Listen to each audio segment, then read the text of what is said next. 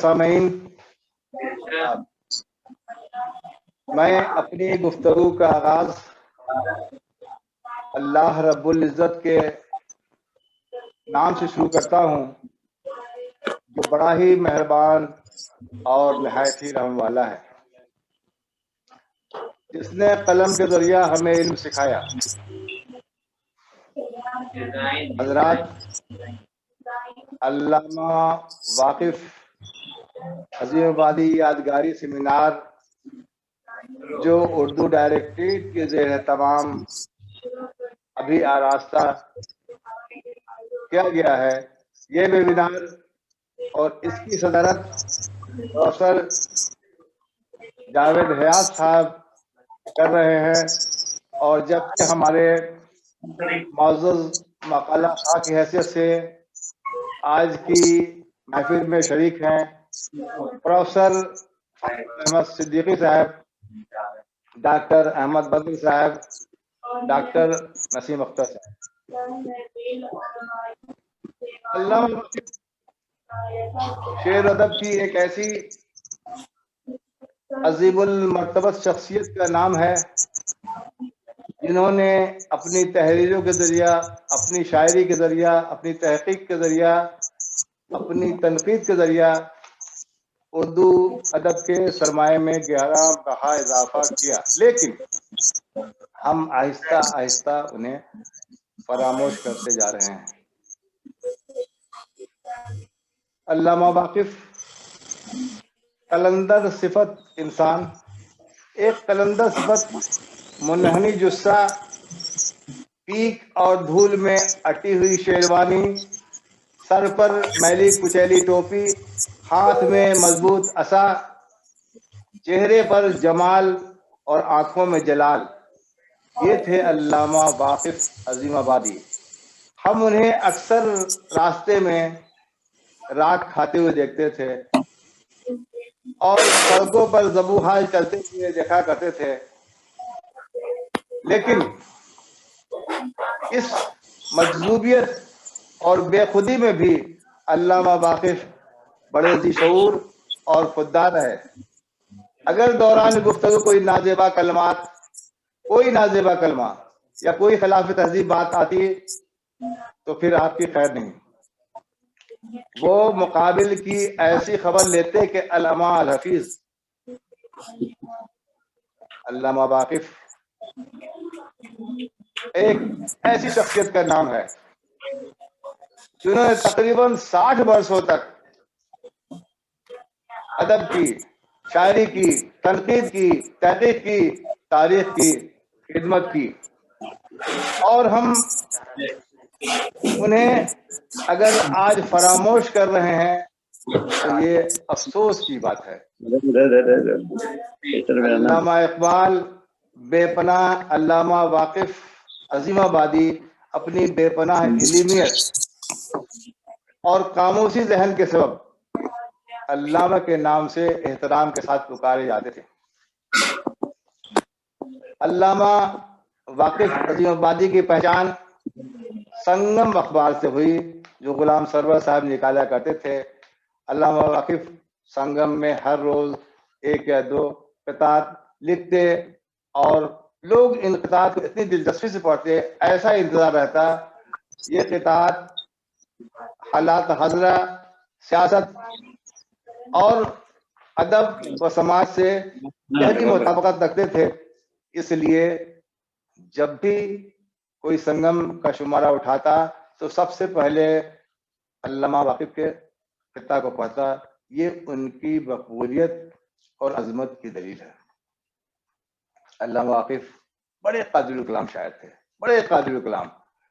ہم اور کوئی بھی ان کے پاس جاتا، دولہا اور دلہن کا نام اور رشتہ داروں کے نام کی فہرست انہیں تھما دیتا، اور 15-20 منٹ کے بعد وہ ایک صحرا اور رخصتی لکھ کر ہمارے حوالے کر دیتے اور 10-20 روپے کا نذران دے کر ہم لوگ خوش لوٹ آتے۔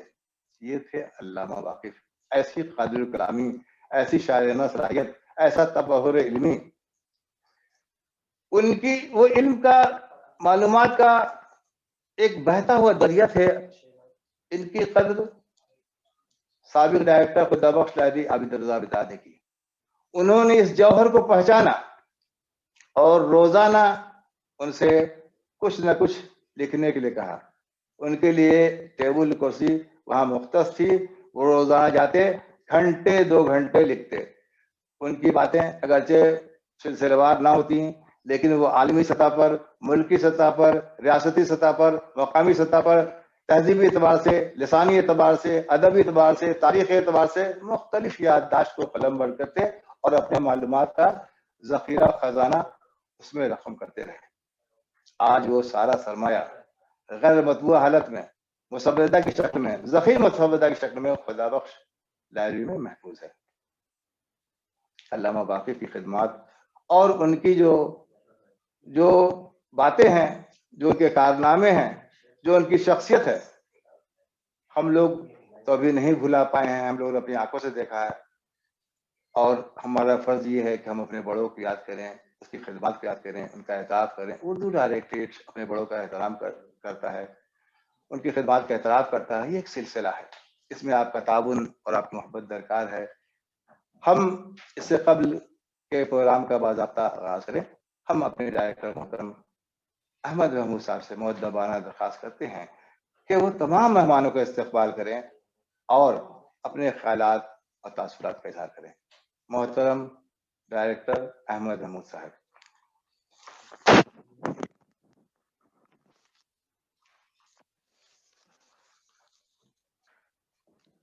شکریہ اسلم صاحب. آج کی اس علامہ واقف یادگاری ویبینار میں کی صدارت کر رہے جناب پروفیسر جاوید حیات صاحب, آج کی اس محفل کے معزز مقالہ خواں جناب پروفیسر فاروق احمد صدیقی صاحب, جناب ڈاکٹر احمد بدر صاحب, ڈاکٹر نسیم اختر صاحب, اور ہمارے اس ویبینار سے جڑنے والے تمام معزز سامعین, ناظرین, سبھی لوگوں کا میں اردو ڈائریکٹریٹ کی طرف سے خیر مقدم کرتا ہوں. اس ویبینار کے انعقاد کے بارے میں یہ بات بتا دوں کہ جیسا کہ آپ سبھی لوگ واقف ہیں کہ پچھلے گزشتہ لگ بھگ 9 مہینوں سے کورونا کی وجہ سے ہم لوگ کوئی پروگرام آف لائن یا آمنے سامنے بیٹھ کر انعقاد نہیں کر پا رہے ہیں, اور اسی وجہ سے جو ہماری یادگاری تقریبیں تھی وہ تھوڑا سا ڈیلے ہو رہی ہیں. ہم لوگوں نے یہ کوشش کی تھی کہ لاک ڈاؤن کی صورتحال میں کچھ چھوٹ ملے گی تو ہم لوگ اس طرح کی جو بھی یادگاری تقریبات ہیں ان کا کسی ہال میں اور سوشل ڈسٹینسنگ کے ساتھ انعقاد کریں گے.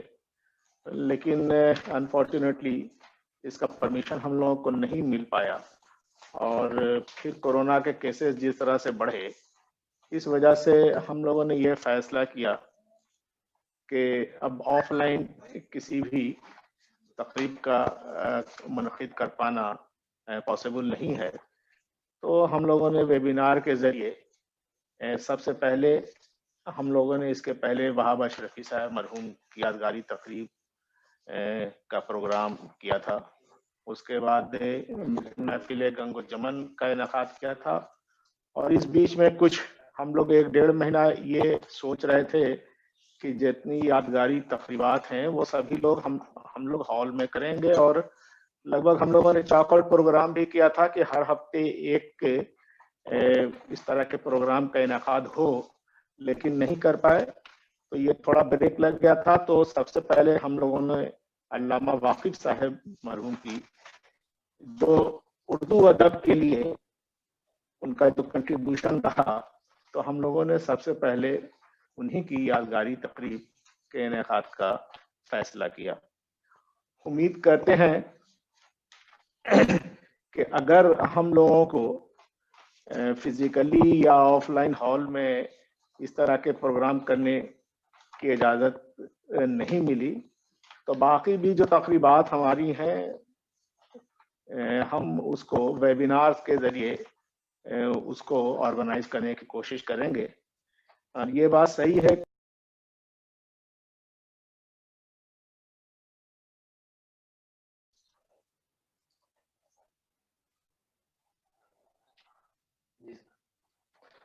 سوری ہم لوگ بیچ میں کچھ انٹرپشن تھا, نیٹ ورک کا پرابلم تھا. تو یہ ویبینارز میں اس طرح کے جو ہم لوگ پروگرام کرتے ہیں یہ سب دشواریاں آتی ہیں, اور سب سے بڑی دشواری آتی ہے کہ ہم بہت لوگ ہمارے اسپیکر نہیں ہو پاتے, مقالہ بہت کم ہوتے ہیں.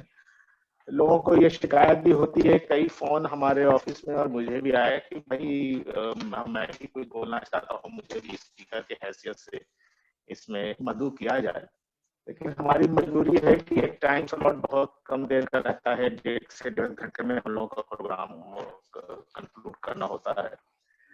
تو باقی لوگوں سے میں معذرت چاہتا ہوں, ہم لوگوں نے جو بہتر سمجھا اور جو بہتر شخصیت تھی ان لوگوں کو مدعو کیا ہے. علامہ واقف مدون صاحب کے بارے میں جو میں جانتا ہوں کہ وہ ایک بہترین شاعر تھے, بلند پایا ادیب تھے, اچھے موقف اور بڑے اچھے ناقد تھے. اور ان کی سمپلسٹی کے بارے میں ابھی اسلم صاحب نے بھی بہت ڈیٹیلز میں بتایا کہ وہ بالکل ڈاؤن ٹو ارتھ آدمی, مطلب اردو کا اتنا بڑا ادیب اور اتنا سمپل لائف انہوں نے جی. لیکن آج ان کے جو بھی کنٹریبیوشنس ہیں اردو ادب کے لیے, اس کو ہم لوگوں کو بچانے کی ضرورت ہے. جیسا کہ آپ سبھی لوگ جانتے ہیں, اردو لکھنے اور پڑھنے والوں کی تعداد لگاتار کم ہوتی جا رہی ہے. اس بیچ میں ہم سبھی اردو داں اور جو اردو ادب سے جڑے لوگ ہیں, جو پڑھنے والے ہیں, ہم لوگوں کا خاص رول ہے کہ جو ہمارے اردو کے بڑے بڑے ادیب جو اس دنیا سے جا چکے, تو ہم ان کے جو بھی انہوں نے لکھا ہے, جو بھی اردو ادب کی خدمات ان کی ہے, اس کو ہم بچائے رکھیں. تو خدا بخش اردو لائبریری نے ان کے بہت سی ان کی کتابیں اور ان کے جو مجموعہ ہے ان کے لکھنے کی کے سلسلے میں جو ان کے کنٹریبیوشنس ہے, اسے وہ وہاں پر انہوں نے رکھا ہے. اور ہم لوگ بھی یہ چاہیں گے کہ صرف واقف صاحب ہی نہیں بلکہ اور بھی جو ہمارے اردو ادب سے جڑے ہوئے جو لوگ اس دنیا کو چھوڑ کر چلے گئے ہیں, تو ان کے جو بھی کنٹریبیوشنس ہیں, جو بھی خدمات ہیں, وہ سبھی ان کے سارے جو ہے تو کتابیں اور ان کی میگزینس وغیرہ میں جو بھی ان کی رائٹنگس ہے, وہ سبھی لوگوں کو, سبھی چیزوں کو ہم لوگ سیفلی جو ہے تو اپنے کسٹڈی میں یا کہیں کسی لائبریری میں رکھیں. آج کی اس محفل ان کے خدمات کے اعتراف میں منعقد کی گئی ہے, اور جیسا کہ آپ سبھی لوگوں کو معلوم ہو کہ آج کی اس پروگرام کی صدارت جناب پروفیسر جاوید حیات صاحب, شعبہ اردو کے ہیڈ آف دا ڈپارٹمنٹ ہے پٹنہ یونیورسٹی میں, اور ہمارے مقالہ خواں جو ہے پروفیسر فاروق احمد صدیقی صاحب مظفر پور کے رہنے والے ہیں. ان کا جو ٹاپک ہوگا آج کا وہ ہے علامہ واقف میرا نقطۂ نظر, اس پر وہ گفتگو کریں گے. اس کے بعد ہیں جناب ڈاکٹر نسیم اختر صاحب پٹنہ کے, ان کا ہے واقف صاحب کے احوال و آثار کے بارے میں وہ بتائیں گے ڈیٹیلز میں. اور تیسرے مقالہ خواں ہیں ڈاکٹر احمد بدر صاحب, جمشید پور سے جڑے ہیں ہم لوگوں کے پروگرام میں. علامہ واقف کا شعری اختصاص, یہ ان کی ٹاپک ہے. تو ہم بہت وقت نہیں لیں گے چونکہ ہم لوگوں کے پاس ٹائم لیمیٹڈ ہے, مگر یہ سبھی سامعین اور ناظرین کو میں ایشور کرنا چاہتا ہوں کہ جو بھی اردو ڈائریکٹریٹس کے پروگرام تھے جو آج سے پہلے ہوا کرتے تھے, کورونا کی وجہ سے جن کے انعقاد میں ہم لوگوں کو دشواری ہو رہی ہے, پھر بھی اسی فائنینشیل ایئر 31 مارچ کے پہلے ہم لوگوں کی پوری کوشش ہوگی کہ سارے پروگرام اگر ہم آف لائن نہیں کر پائے تو ہم ویبینارز کے ذریعے اور ان سارے پروگرامز کا انعقاد کریں گے. اس کے بعد ایک ہم لوگوں نے ایک پروگرام 30 دسمبر کو 30 दिसंबर को भी एक वाहिद साहब, हाँ 30 दिसंबर को भी एक वाहिद साहब पर यादगारी तकरीब रखा है। और 31 दिसंबर के बाद क्या सूरत हाल होंगे स्टेट की, उस पर हम लोग नजर रखे हुए हैं। अगर 31 दिसंबर के बाद भी हम लोगों को प्रोग्राम ऑर्गेनाइज करने की इजाजत जो है नहीं मिलेगी, तब बाकी तकरीबात हम लोग बहुत छोटे छोटे वक्फे पर वेबिनार्स के जरिए करेंगे। अभी भी हम उम्मीद करते हैं कि 31 दिसंबर के बाद हालात कुछ साजगार होंगे तो हम लोग हॉल में सोशल डिस्टेंसिंग के साथ 75-100 लोगों के साथ जो है तो प्रोग्राम करें। 31 दिसंबर के बाद फिर हालात हम लोग देखते हैं, उसके बाद गवर्नमेंट का क्या रुख होता है। इसी वजह से हम लोग बहुत ज्यादा प्रोग्राम इधर ऑर्गेनाइज नहीं कर पाए हैं। तो मैं बहुत वक्त आप लोगों का नहीं लूंगा। मैं अब गुजारिश करूंगा अपने मकाला खा से कि वे सबसे पहले हम लोग डॉक्टर अहमद बदर साहब को हम मदऊ करेंगे। तो आप सभी लोगों का आज के इस वेबिनार से जुड़ने के लिए सभी नाजरीन सामीन का मैं तहे दिल से शुक्रिया अदा करता हूं। उर्दू डायरेक्टरेट की तरफ से बहुत बहुत शुक्रिया आप लोगों का। बहुत बहुत शुक्रिया, बहुत बहुत शुक्रिया। हमारे डायरेक्टर साहब ने आपके सामने अपने अज़ाइम, अपने इरादे का इजहार किया। और ये सच है कि हम लोगों ने पूरा प्रोग्राम बनाकर 15 मार्च तक का तकरीबन 25-26 प्रोग्राम का ऑफलाइन इनेकाद की तजवीज़ हम लोगों ने हुकूमत को भेज दी थी, लेकिन कोरोना के पेश नज़र अभी इसकी इजाज़त नहीं मिली। लेकिन हमारे डायरेक्टर साहब के दिल में ये तड़प है कि हम प्रोग्राम को बड़े पैमाने पर अच्छे तरीके से हम इसका इनेकाद करें।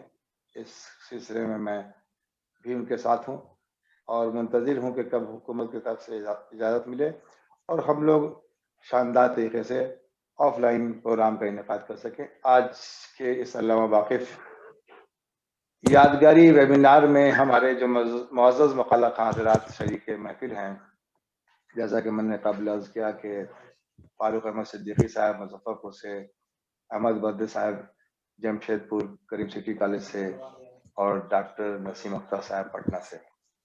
तो हम सबसे पहले कोशिश करेंगे कि प्रोग्राम का शुरुआत करें, लेकिन अपने मकाला खादरात से मैं ये गुजारिश करूंगा कि वो अपनी बातें 15 मिनट के अंदर समेटे। अगरचे उनका मकाला बड़ा है लेकिन उसका इख्तिसार पेश करें और इस अंदाज से कि सामईन उससे लुत्फ़अंदोज़ हों।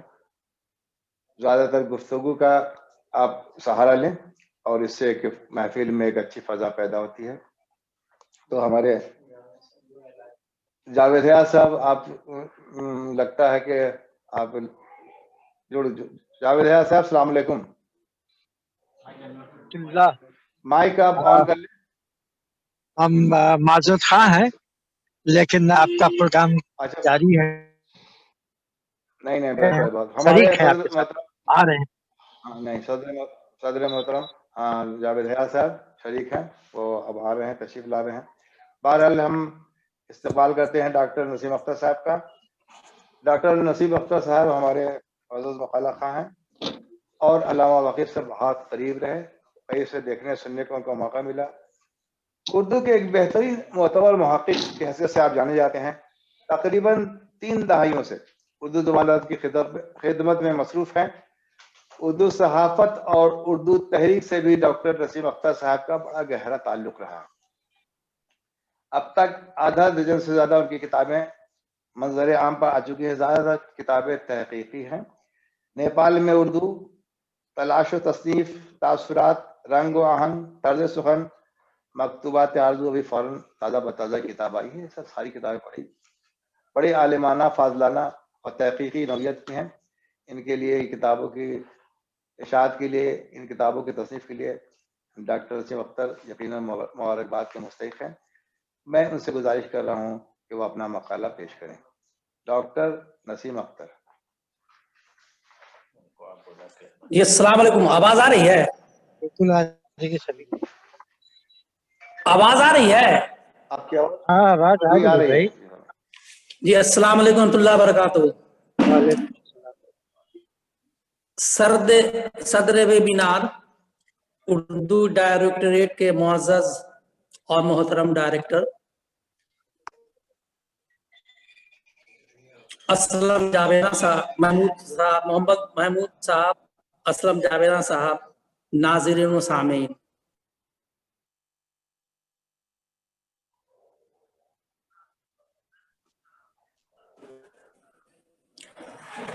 अभी बहुत मुख्तसर मगर जामियत के साथ असलम जावेदा साहब ने अल्लामा वाक़िफ़ से मुतल्लिक़ जिन ख्यालात का इजहार किया, इंशाअल्लाह मेरी कोशिश होगी कि उनका जो हो उनका तकरार नहीं हो। और इसी के साथ साथ डायरेक्टर साहब मौसूफ ने उर्दू डायरेक्टरेट के जिन आज़ाइम का और अपनी जिस विज़न की वजाहत की, मेरी दुआ है कि अल्लाह ताला उस कामयाबी से हमकिनार करे। हजरात, ये एक बड़ी बदकिस्मती है कि जब अल्लामा वाक़िफ़ फ़ज़ीलाबादी के बारे में कुछ बातें की जाती हैं किसी सेमिनार में, जलसे वगैरह में, तो सदर मजलिस तक उनकी दो ही बातों को जो है वो कहते हैं ज्यादा शिद्दत से कि वाक़िफ़ आर्ट लिखते थे और वाक़िफ़ राख खाते थे।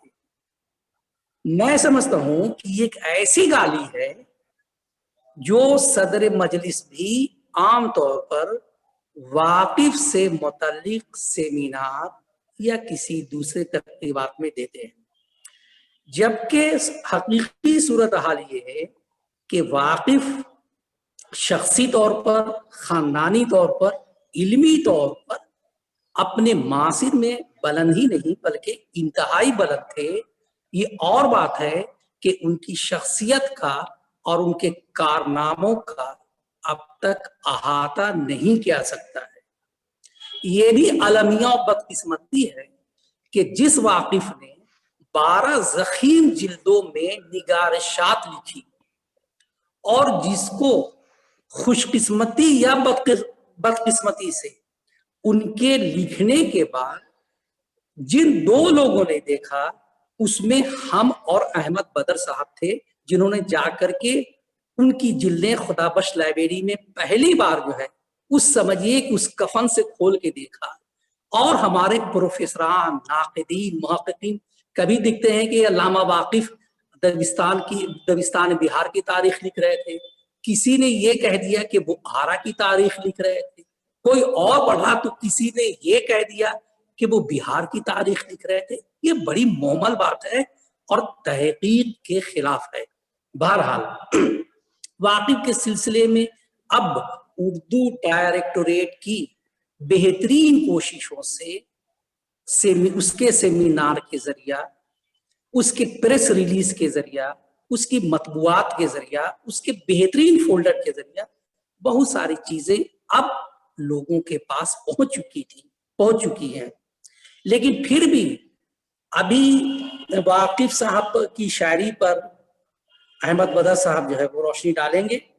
हम उनके खानदान, उनकी पैदाइश और उनसे मुतल्लिक चंद चीजों, बुनियादी चीजों की तरफ जो है वो मैं रोशनी डालना चाहूंगा, जो उनके अहवाल आसार से मुतल्लिक है। और इसी सिलसिले में मेरा तफसीली मजमून आपके शोबे में उर्दू डायरेक्टरेट में जमा भी है। वाक़िफ़ अहवाल आसार। अब खानदानी पस मंजर, इस खानदानी पस मंजर की वजाहत का मकसद ये है कि ताकि आप उनकी शख्सियत को के वजन को महसूस कर सके। वाक़िफ़ के खानदानी सलासल का अंदाजा इससे लगाया जा सकता है कि उनकी निस्बत हजरत मखदूम शरफुद्दीन यहिया मनीरी की पोती बीबी बारका से मिलता है। दूसरी तरफ हजरत शमसुद्दीन सम्मन सूफी बाज अरवली हजरत मखदूम के खालाजाद हजरत तैमुद्दीन चिश्ती के खलीफा मजाज थे। उनके छोटे भाई हजरत मखदूम खलीलुद्दीन अरवली वाक़िफ़ के जद्दे अमजद थे। वाक़िफ़ का एक शेर है, बढ़ गई सैयदे जीलां की इनायत मुझ पर, बढ़ गई सैयदे जीलां की इनायत मुझ पर, उन्हें मालूम हुआ जब हूं میں پوتا تیرا. یہ بات واضح ہو گئی کہ شیخ قادر جیلانی کو مخاطب کرتے ہوئے واقف اپنے خاندانی افتخار کا ذکر کرتے ہیں کہ یہ ان کے پوتا تھے. بات یہیں پر ختم نہیں ہوتی ہے. واقف کے دادا سید شاہ اطہر حسین اربلی خانقاہ مونمیہ قمریہ میتن گھاٹ پٹنہ سٹی کے موجودہ سجادہ نشین حضرت سید شاہ شمیم الدین احمد مونمی کے دادا دادی کے حقیقی نانا تھے.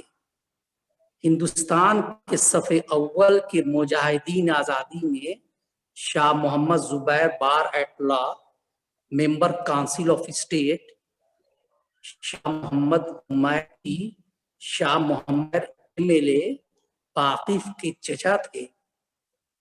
یہی خاندانی سلسلہ شاہ مشتاق سے ہوتا ہوا طارق انور تک جا ملتا ہے.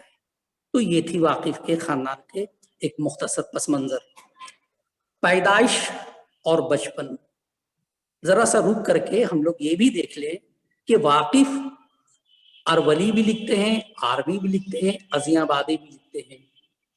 یہ تینوں مسکن ان کے نام کا ایک حصہ زندگی بھر بنا رہا.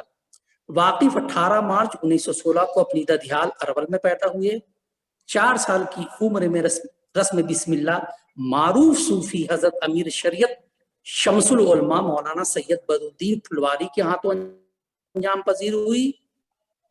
والد کا سایہ سر سے اڑ جانے کے بعد 4 سال کی عمر میں ان کی والدہ کا آرا لے کر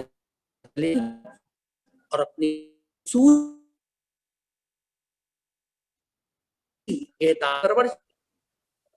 گھر پر ہی عربی، فارسی، اردو، دنیاسا حنفیہ آرا سے مولوی، مدرسہ وحیدیہ آرا سے درس نظامی، شمس الہدیٰ پٹنہ سے فضیلت کی صدی. بچپن سے لے کر نوجوانی بڑے ترب و نشاط میں گزرا. کامریڈ حبیب الرحمان نے واقف کی زندگی میں بہار کے مختلف دانشوران کی موجودگی میں ایک شام واقف کے نام منعقدہ خدا بخش پبلک اورینٹل لائبریری 20/10/98 کو کہا تھا. بلا مبالغہ ان کے دسترخوان پر روزانہ سینکڑوں لوگ ہوتے تھے. یہ بات اگر واقف کی زندگی کے بعد لکھی اور کہی جاتی تو اس کو مبالغہ کہا جاتا، لیکن ان کی زندگی میں یہی بات جو ہے وہ منظر عام پر آ چکی تھی کہ ان کے دسترخوان پر ان کی خوشحالی کے دور میں روزانہ سینکڑوں لوگ ان کے دسترخوان پر ہوا کرتے تھے. جبکہ پروفیسر خواجہ افضل امام علامہ تمنا عمادی پھلواروی کے تھے، واقف ان کے شاگرد تھے. تو علامہ فضل امام واقف کہتے ہیں، علامہ سے متعلق خواجہ فضل امام کا کہنا ہے واقف کی ذات تلامذہ عمادی میں ہر لحاظ سے نمایاں تھی. واقف اپنی قادر کرامی کے ساتھ مہمان نوازی اور فیاضی کے لیے بھی جانے جاتے تھے، بلکہ یہ کہنا بیجا نہ ہوگا کہ انہوں نے اپنی زمینداری کی تمام تر دولت مہمان نوازی، شورا کی ضیافت، ضرورت مندوں اور شعر و سخن کی آبیاری میں لٹا دی. بلکہ لٹا ہی نہیں بلکہ لٹا کر خود قلاش ہو گئے. کامریڈ رحمان نے اپنی آنکھوں سے دیکھا کہ ایک بار واقف صاحب کو روزنامہ سنگم سے 10 روپے ملے. جیسے ہی وہ باہر آئے ایک فقیر نے ہاتھ پھیلایا، انہوں نے جیب سے 10 روپے نکالے اور فقیر سے کہا یہی 10 روپے ملے ہیں، آدھا تمہارا آدھا ہمارا. حضرات آواز آ رہی ہے؟ بولا ٹھیک ہے، بہت اچھا جی آواز آ رہی ہے؟ آواز آ رہی ہے، بالکل آ رہی ہے. جی. تو یہ تھی واقف کی جو ہے وہ ابتدائی دور کی جو ہے وہ داستان. اب ان کی علمی استعداد سے متعلق ذرا دیکھا جائے. ان کا مطالعہ انتہائی وسیع، حافظہ قابل رشک، متعدد علوم و فنون پر دسترس رکھتے تھے. حضرت تمنا آبادی پھلواڑی کے شاگردوں میں تھے اور خود کو اقبال، اکبر، اصغر، جگر وغیرہ تو انہی شعراء کے صف میں رکھتے تھے. ابتدائے سخنوری واقف کا موروثی ترکہ تھا. انہوں نے بچپن میں سب سے پہلا شعر یہ کہا تھا: اگر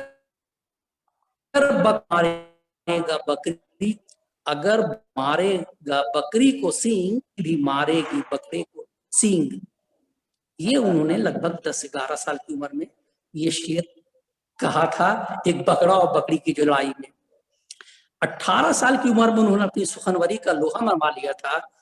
اس عمر کے 2 شعر ملاحظہ فرمائے: چراغ کشتہ بزم محبت ہوں میں اے واقف، چراغ کشتہ بزم محبت ہوں میں اے واقف، فروزہ عمر بھر رہنا ہے مجھ کو سوزش دل سے. یہ امنگے، یہ ترنگے، یہ گلوں سے چھیڑ چھاڑ، فصل گل آئیں تو عالم ہی نرالا ہو گیا. یہ واقف کے ابتدائی دور کی کلاسیکی غزلوں کے 2 اشعار تھے. واقف کا واقعہ واقف آرٹ بہت مشہور ہوا، بلکہ بدقسمتی سے یہی ان کی شناخت بھی بن گیا. اس پر بھی ابھی کوئی روشنی نہیں ڈالوں گا.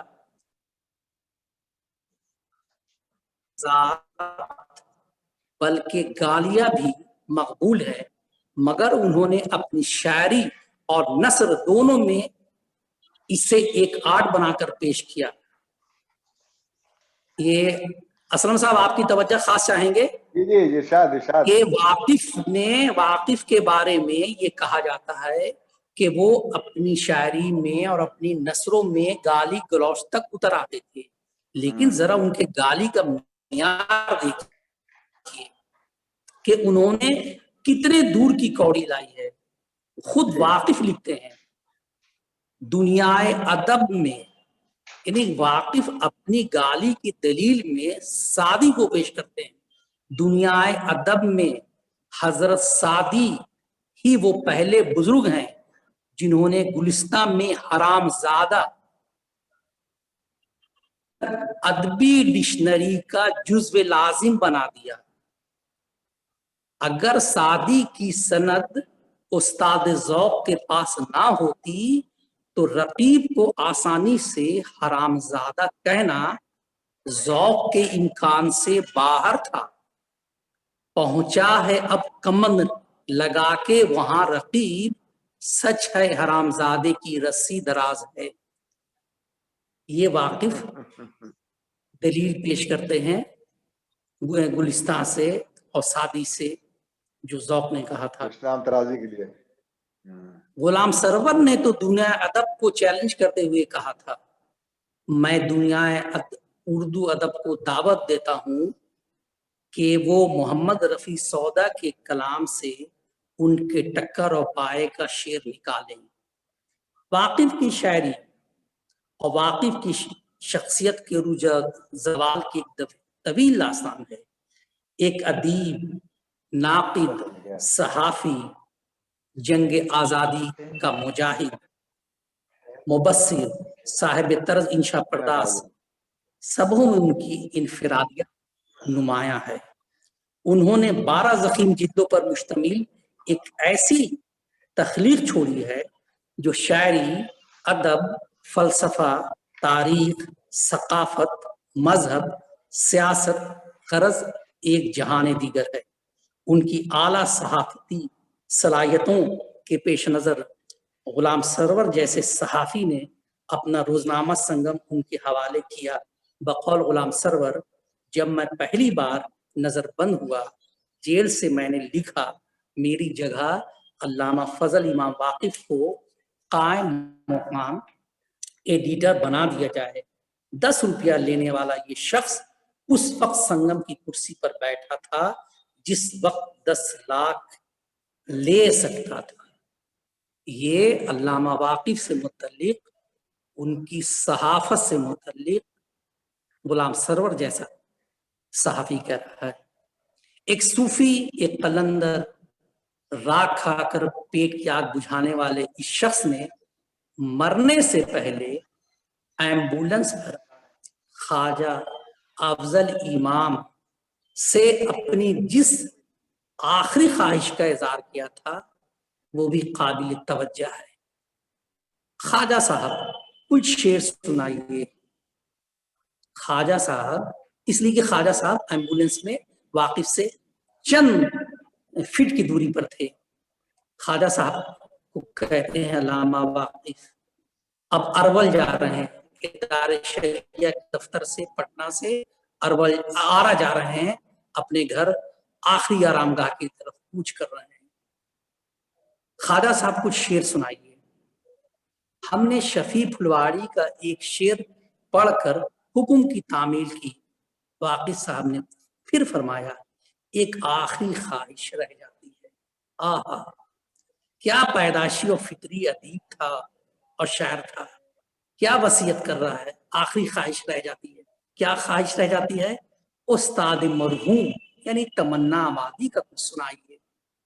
चुनांचा ख्वाजा साहब ने एक कथा उन्हें सुनाया। सहने को जमाने का सितम बैठे हैं, खाने को अहबाब का गम बैठे हैं। अफसोस कि जो साथ बैठने वाले थे सब उठ गए और हम बैठे हैं। वाह वाह, कहने वाह, लगे क्या बात है, बहुत खूब। कहने लगे ख्वाजा साहब, अब हम भी उठ रहे हैं, अपनी दुआओं में याद रखिएगा। दूसरे दिन 6 सितंबर 1993 को अल्लामा सैयद शाह फजल इमाम वाक़ी उठ गए और आरा जाकर अपने मालिक हकीकी से जा मिले। अल्लामा के अशार और उनके अदबी मज़ामीन 1940 से ही गैर मुनक़सिम हिंदुस्तान के मुख्तलिफ रोजनामों और अदबी रसायल जरायद में नजर आने थे। अगरचे 1947 के बाद के ही कलाम और नसर पारों को यकजा कर दिया जाए तो ये एक बड़ा सरमाया शेर व अदब होगा। मगर सवाल ये है कि ये काम करे कौन, क्योंकि हमारी कोताह निगाह वाकिफ आर्ट और वाकिफ राग से, हमारी कोताह निगाह वाकिफ राग और वाकिफ आर्ट से आगे नहीं जाती।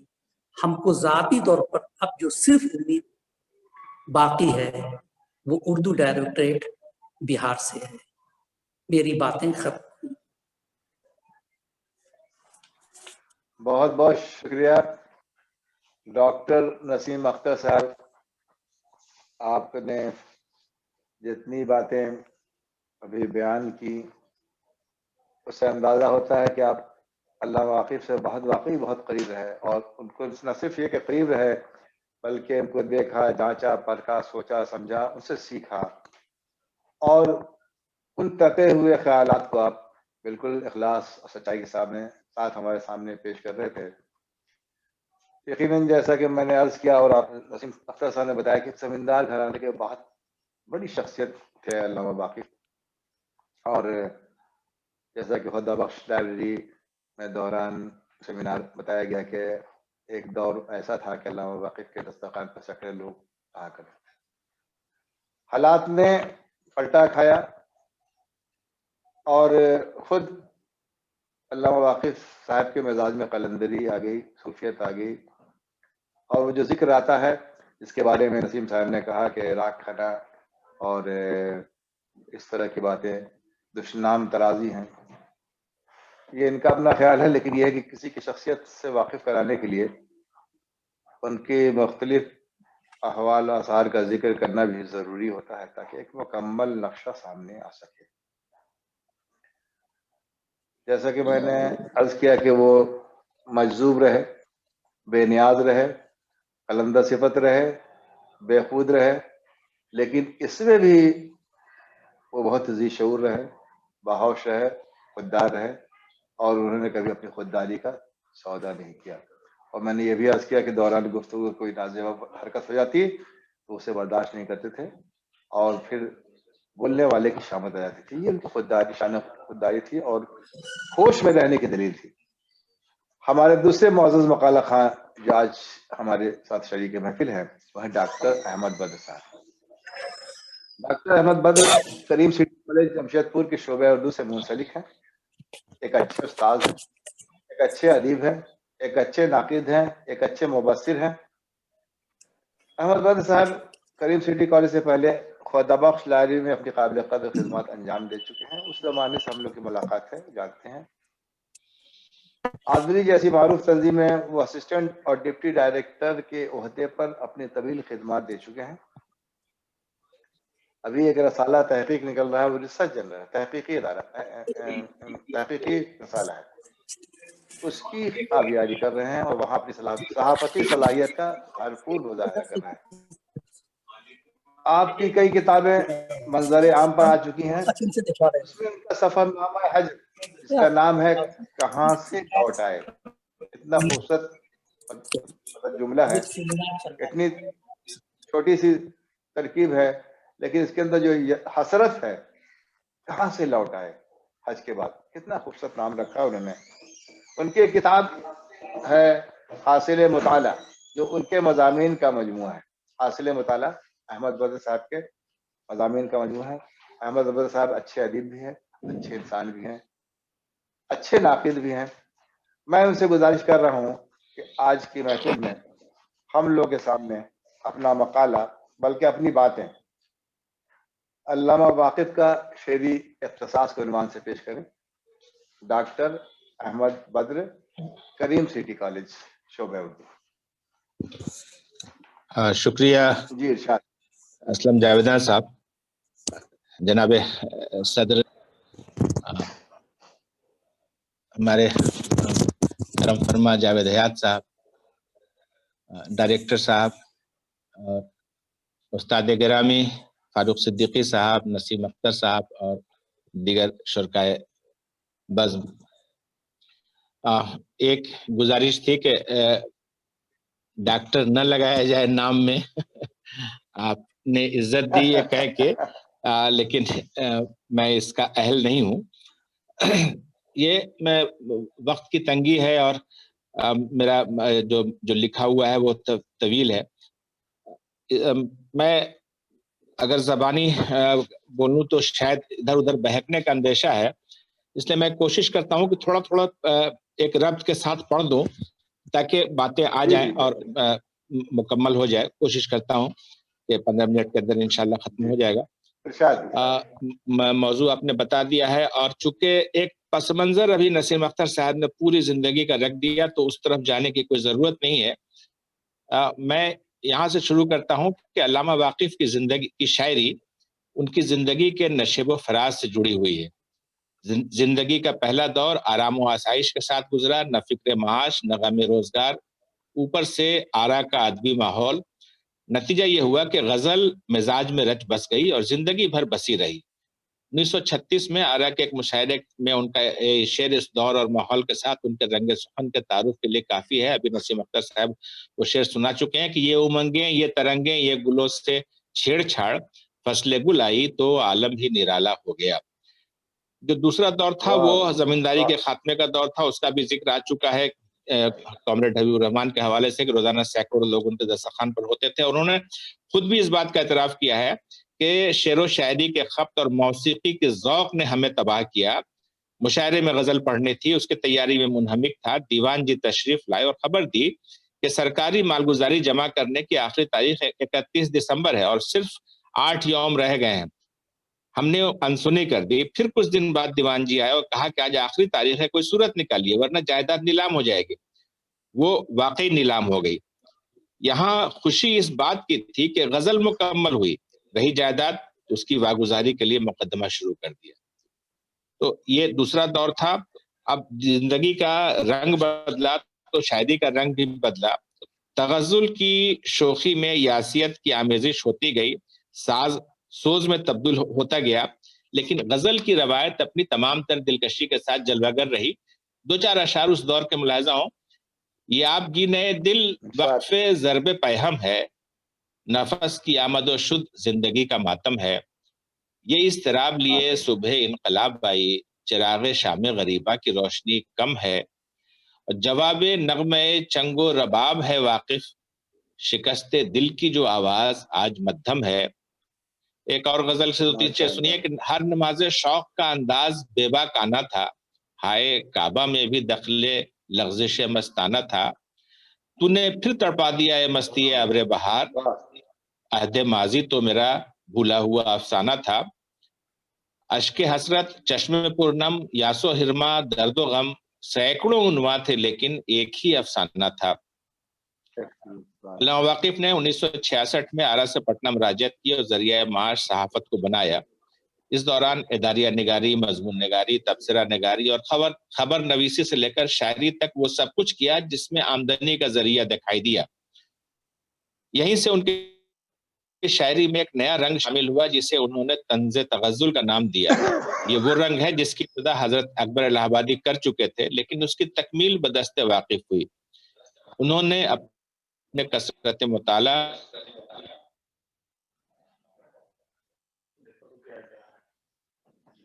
اور وسعت مشاہدہ کا انحصار تھا. حالات حاضرہ، سیاسی صحال، قومی و ملی مسائل، ملکی و غیر ملکی معاملات، مہنگائی، غریبی، بے روزگاری، فرقہ واریت، بدعنوانی، رہبران ملک و قوم کی بے عملی، عوام کی بے حسی. غرض کون سا ایسا موضوع ہے جو ان کے قلم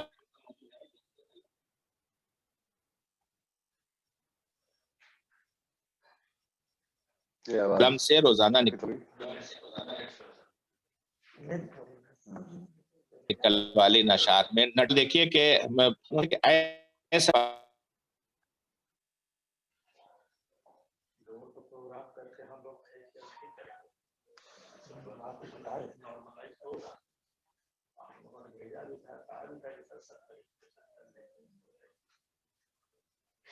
بہت مزہ ہو جاتا ہے.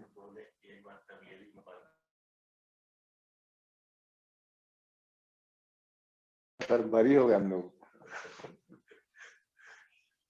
دے سکتے ہیں اشعار کی. میں یہ کہنا چاہتا ہوں کہ یہ اور ایسے اشعار پیروڈی کی صف میں نہیں رکھے جا سکتے. یہ تلمیحی نوعیت کے اشعار ہیں جن میں کسی مشہور شعر یا اشعار کی طرف اشارہ ہوتا ہے اور یا تو ہے یا اس کے مضمون توسیع جاتی ہے. اردو کے ادب میں اس قسم کے اشعار علامہ واقف کا اضافہ سمجھے جائیں گے. ایک بات یقینی ہے کہ انہوں نے کبھی غیر معیاری چیز نہیں پیش کی. مزاح اور ظرافت کے نام پر سطحی اور بھونڈے اشعار سے گریز کیا. ہولی کے دن بھی واقف آرٹ کا رنگ نہیں بدلا بلکہ رنگ بدرنگ نہیں ہوا.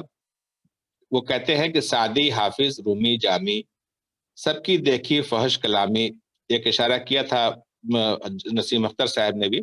سعدی، حافظ، رومی، جامی، سب کی دیکھی فحش کلامی، پیر بہوڑ اور مال سلامی، مفت میں ہے ان کی بدنامی، برا نہ مانو ہولی ہے.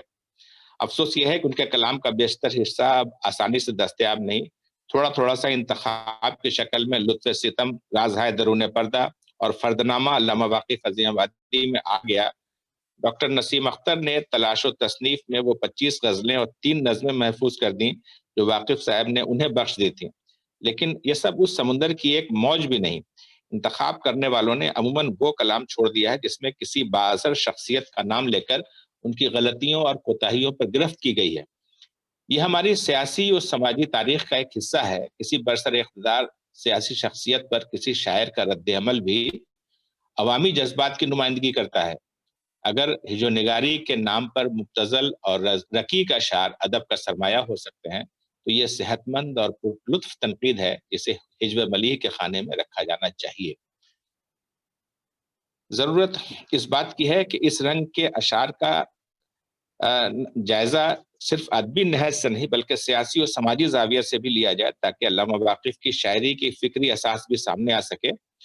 وہ خود اس کے بارے میں پر امید تھے اور کہتے تھے کہ وقت آئے گا کہ واقف آرٹ پر فکر کی بنیاد ڈالی جائے گی.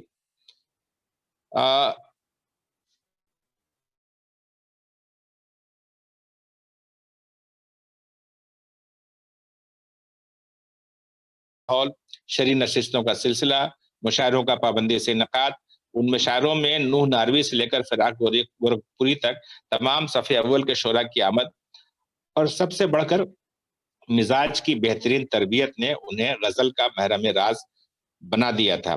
अगर हालात न बदले होते और उन्हें पेट पालने के लिए शायरी न करनी पड़ती तो शायद अजीम आबादी के बाद बिहार में उर्दू गजल का एक बड़ा नाम अल्लामा शाह फजल इमाम वाकिफ भी होता। एक शेर, एक मक्ता उनका सुनिए। कौन वाकिफ है जिसे नाने शबीना की तलाश, वो गदागर बेनवा, वो शायर खाना खराब। अल्लामा वाकिफ के कलाम में तशबीहात व इस्तिआरात का खास एहतमाम नहीं होता। उनका गजलिया असलूब जिन अनासिर से तश्कील पाता है उसमें सर फहरिस्त है इजाफत का निज़ाम। अब तक आपने जितने अशार मिसाल के तौर पर सुने, उन पर एक बार उनको जहन में अगर दोहराइएगा तो बहुत कम अशार ऐसे होंगे जिसमें इजाफत न पाई जाती हो। चंद और मिसालें देखिए कि मुरीद पीरे मुगा विरदे सुबह गाह में है, हवाए गोशे मैखाना खानकाह में है, सितम ज़रीफ है कितना जमाल फितरत भी, बहार खंदे गुल फैज़ अश्क शबनम है, मस्ते ख्वाबे निगहे यार न होने पाए, जिंदगी नरगी से बीमार न होने पाए, ये फैज़े गिरिए शबनम है सहने गुलशन में कि फूल खिलते हैं और मुस्कुराए जाते हैं। शेर देखिए कि आज तक फरहाद की तस्वीर है तीशा बदस्त, पर्दे तस्वीर में मजनू है उरियां, वाह वाह। इजाफतें भरी हुई हैं और आमतौर से इजाफत से लोग इज्तनाब बरतते हैं, शायर उस इजाफत में से बचते हैं क्योंकि इससे लहजे में सकालत पैदा होती है। लेकिन मेरा ख्याल है कि अगर इसका इस्तेमाल खुश सलीक़गी और फनकारी से हो, बल्कि एक मौसीकियत के साथ और एक आहंग के साथ हो, तो ये हुस्न कलाम बन जाता है। ये जितनी जो मिसालें मैंने पेश की ये सिर्फ इजाफतें नहीं है, बल्कि इनमें से ज्यादातर जो इजाफतें हैं वो तराकीब की सूरत अख्तियार कर चुकी हैं और उर्दू की गजलिया शायरी की तौसी कर रही हैं। इसी तरह अल्लामा वाकिफ ने अपनी गजलों में रदीफ का न सिर्फ फनकारी से इस्तेमाल किया बल्कि उनकी मदद से नया लहजा भी तराशा है। चंद मिसालें पेश करता हूं जिनसे वाकिफ हो जाएगा कि रदीफ की इनफरादियत के मामले में वाकिफ किस मकाम पर फायज है। एक मत्ता देखिए कि बताए दोस्त आवाज़े दरा आगे है या पीछे, तेरा रहबर नसीबे नक्शे पा आगे है या पीछे, आगे है या पीछे रदीफ है। बुत गौर तलब है न खुदा गौर तलब है, ऐ दोस्त गिरानी ही जरा गौर तलब है, गौर तलब है रदीफ। लैला करेगी जुल्फ परेशान इधर उधर, मजनू भी होगा चाक गरेबा इधर उधर। चालाक है अय्यार है मालूम नहीं क्यों, जो शख्स है अय्यार है मालूम नहीं क्यों। ये रदीफें कारी को एक नएपन के एहसास से आशना करती हैं क्योंकि रदीफी गजल का मिजाज तय करती है। रदीफ की नुदरत मौज़ूआत पर भी असरअंदाज होती है और लहजे पर भी। इनमें एक खास तरह की बेतकल्लुफी, बेसाख्तगी, शोखी और शगुफ्तगी का एहसास मौजूद है। कई रदीफों से ऐसा लगता है कि ये नई वज़ा की गई हैं। कई रदीफें ऐसी भी हैं जिनके बारे में बहुत हद तक यकीन से कहा जा सकता है कि ये इजाद वाकिफ हैं। मिसाल देखिए कि सुरैया तक चली जाती है वो दीवार बेढंगी, रखे जब उसकी खिश्ते अव्वली मेमार बेढंगी। ताकत के तवाजुन पे है दुनियाए सियासत, खोलांख होकर दीदे बीनाए सियासत। कतरा नहीं कानून के दरिया नहीं कानून, मनफी हो अगर जहन तो क्या क्या नहीं कानून। एक रदीफ के बारे में तो उन्होंने खुद ही दावा किया है कि मजनू पर हजारों अशार कहे गए लेकिन किसी ने उसे रदीफ के तौर पर नहीं बरता। उन्होंने मजनू को रदीफ बनाया है कि न ये दुनिया है मजनू की न वो दुनिया है मजनू की, फकत ले दे के आवाज़े अना लैला है मजनू की।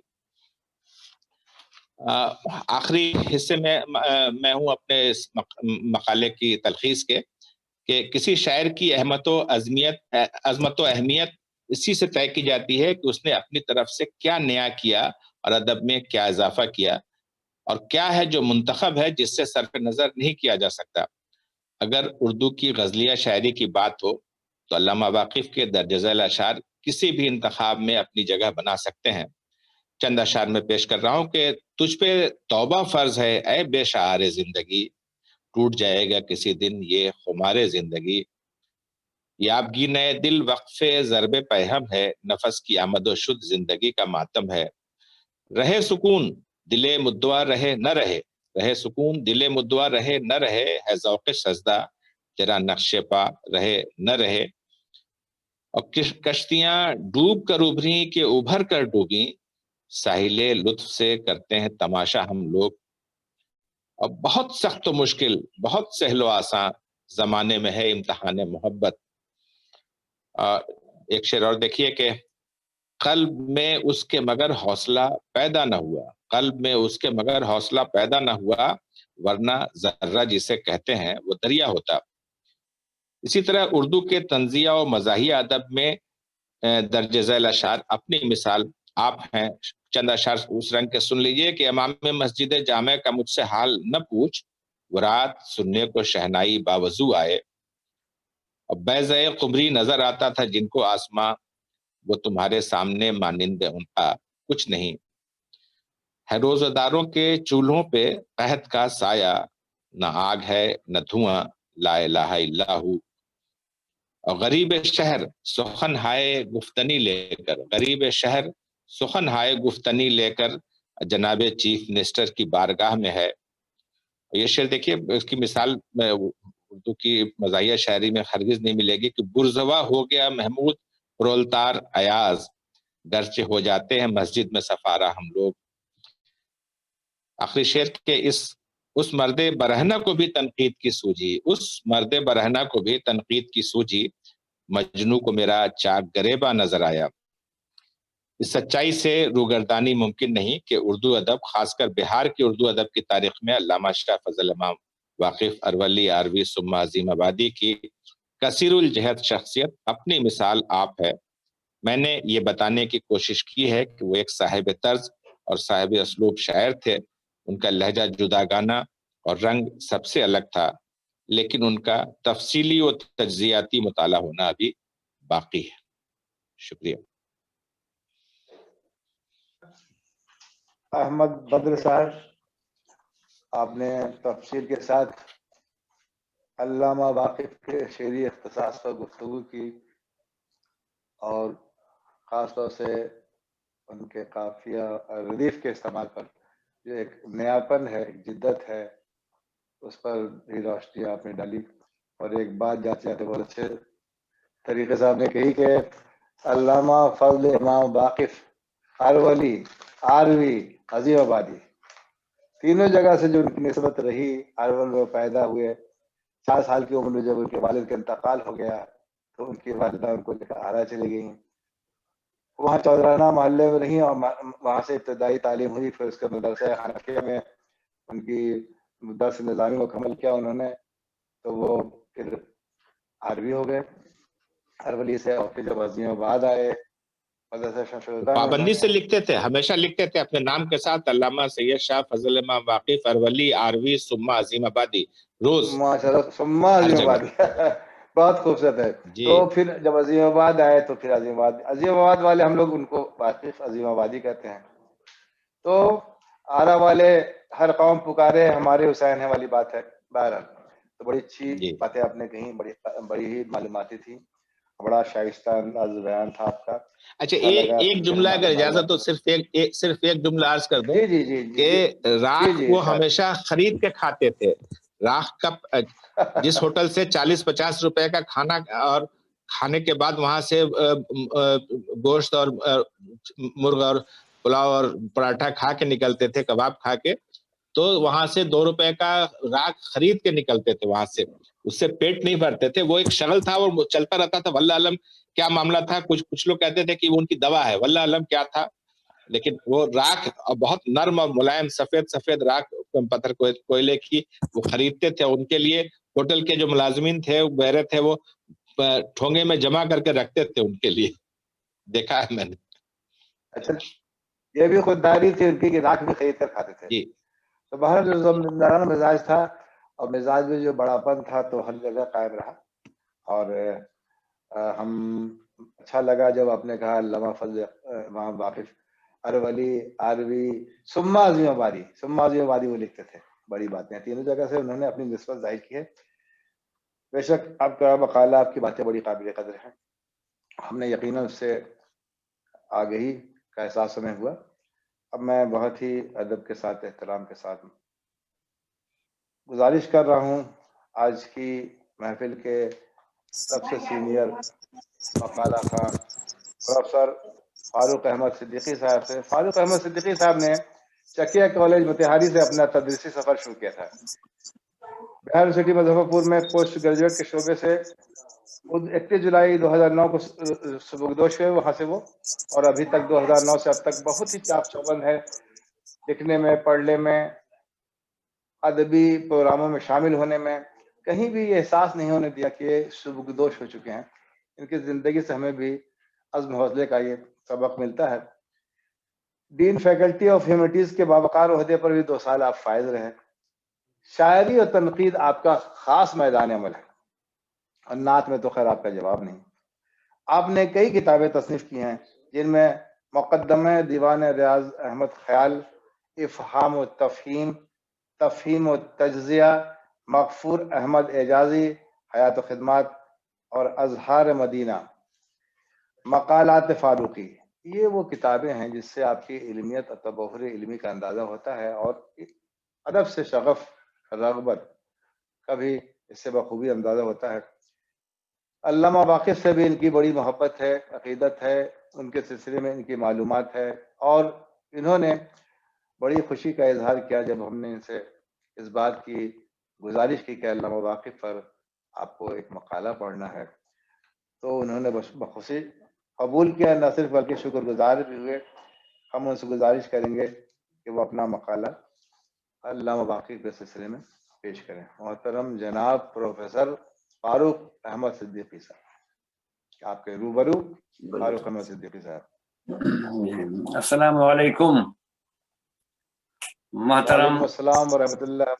محترم ناظرین و سامعین، سب سے پہلے میں اردو ڈائریکٹوریٹ حکومت بہار کا سبھی میں قلب سے شکر گزار ہوں کہ انہوں نے آج علامہ واقف حسین آبادی یادگاری تقریب میں مجھے بھی شرکت کا موقع عنایت فرمایا. میں نے اپنا مقالہ مکمل نہیں کیا ہے، اس لیے میں مقالہ نہیں پڑھوں گا، تلخیص بھی نہیں پڑھوں گا، بلکہ زبانی طور پر جو میری معلومات ہیں ان کے تعلق سے انہیں کو آپ کے سامنے پیش کرنے کی کوشش کروں گا. میں ان خوش نصیبوں میں سے ہوں جنہوں نے علامہ کو بار بار دیکھا ہے. بار بار کا لفظ بہت ذمہ داری سے استعمال کر رہا ہوں، چونکہ میں عالم بھی رہ چکا ہوں اور پٹنے بھی بار بار جانے کے مواقع ملتے رہے ہیں. تو میں ان سے ملا ہوں خدا بخش خان لائبریری میں بھی، سبزی باغ کے رحمانیہ ہوٹل میں بھی، اثر راہ چلتے چلتے بھی. اس لیے میں بہت حد تک ان کا مزاج آشنا ہوں.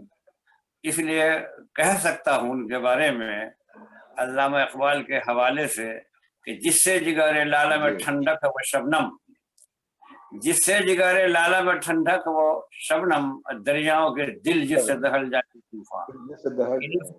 کا حامل تھے ہمارے علامہ واقف حسین آبادی. یہی وجہ ہے کہ بڑے بڑے لوگ ان سے خائف رہتے تھے، لرزا ترسا رہتے تھے. اور تو اور غلام سرور صاحب جن کے اخبار سے یہ وابستہ تھے گہرے طور پر، ان کو بھی کس قدر کو سمجھیے کہ وہ اپنے عتاب کا، اپنے غم و غصے کا نشانہ بنایا کرتے تھے. کہ خود غلام سرور صاحب کا بیان ہے کہ 50 سالہ پبلک زندگی میں جتنی گالیاں میں نے سنی ہیں ان میں آدھی گالیاں صرف علامہ نے دی اور ان کی. اسی سے اندازہ لگا سکتے ہیں علامہ اتنے دبنگ تھے واقعی کہ وہ کسی کو خاطر میں نہیں لاتے تھے. جو بھی ان کے مزاج کے خلاف نشانے پڑا گیا اس کی خبر لیتے تھے، سختی سے لیتے تھے. لیکن کمال یہ ہے، واقعی یہ ان کی خاص خداداد صفت ہے کہ جن کو بھی وہ مخاطب کرتے تھے غم و غصے کے عالم میں، وہ بدحض نہیں ہوتا تھا. وہ غلام سرور ہوں یا وہ لائبریری کے خدا بخش خان لائبریری کے ڈائریکٹر جناب عابد رضا بیدار ہوں یا اور کوئی صاحب ہوں. یعنی ہم کہہ سکتے ہیں غالب کے زمانے کی کتنے شیریں ہیں تیرے لب کے رقیب، गालियां खा के बेमजा न हुआ। जिसको जितनी गालियां वो देते थे उतने ही उनसे ज्यादा प्यार करते थे। एक अजीब व गरीब सिफत है, खुदादार सिफत है। वो किसी से मरूब नहीं हुए लेकिन सब लोग इनसे मरूब रहते थे। ये है उनकी शख्सियत का कमाल। और तो और उनके जमाने के वजीर आला अब्दुल गफूर साहब, वो भी इनकी नाजबरदारी करते थे, जो भी इनको जानते थे, इसलिए कि इनकी जिंदगी से वाकिफ थे कि कैसे माहौल के परवरदा थे और कैसी शहजादी की जिंदगी बसर की थी इन्होंने, और फिर आखिर उम्र में किन हालात से दो चार होना पड़ा। इसलिए हो गया उनके ताल्लुक से बहुत आला ख्यालात लोग रखते थे। तो ये थी उनकी शख्सियत कि वाकई वो हमेशा तूफा बदोश रहते थे और उसका इजहार जलसे जुलूस में नहीं बल्कि कलम के जरिए अखबारात के हवाले से करते थे। मशहूर है कि गुलाम सरवर से और उनके अखबार संगम से गहरे तौर पर वो मरबूत थे। चुनांचे वाकिफ आर्ट के तहत वो हमेशा लिखते रहे, हालात हाज़िरा पर तबसरे करते रहे। अब बकौल खुद बर्निंग टॉपिक पर इस कदर गोया तंज़ व मज़ाह के अंदाज में वो हमलावर हुआ करते थे कि क़ारीन को सुनने के लिए, पढ़ने के लिए बेताब नजर आ जाते थे और अखबार का सेल बढ़ जाता था उनकी वजह से। लेकिन कमाल यह है कि वो सिर्फ फिक्र का नमूना नहीं होता था। अगर शायरी है तो शायरी में शेरी महासिन का भी पाया जाना बेहद जरूरी है।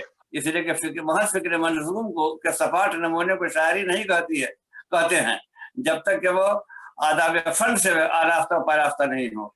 तो अपने आर्ट को वो शेरी महासिन से भी आरास्ता करके पेश करते थे, खा वो संगम में लिख रहे हों, सदायाम में लिख रहे हों या कौमी तंजीम में लिख रहे हों, तमाम अखबारात में। इसलिए अहले इल्म अदब भी गौर से पढ़ते थे। ये नहीं कि अवाम, जो अहले इल्म का तबका था, जो साहिब फिक्र नजर थे, वो भी इनको पढ़ते थे और महसूस होते थे। इसकी वजह से उनको गैर मामूली शोहरत हासिल हुई, न सिर्फ बिहार बल्कि बैरून बिहार भी। इसलिए उनके आर्ट का कोई जवाब नहीं था। जैसे वो खुद बेमिसाल, उनकी शख्सियत बाकमाल, उसी तरह से उनका आर्ट भी अजीमुल मिसाल बेनजीर।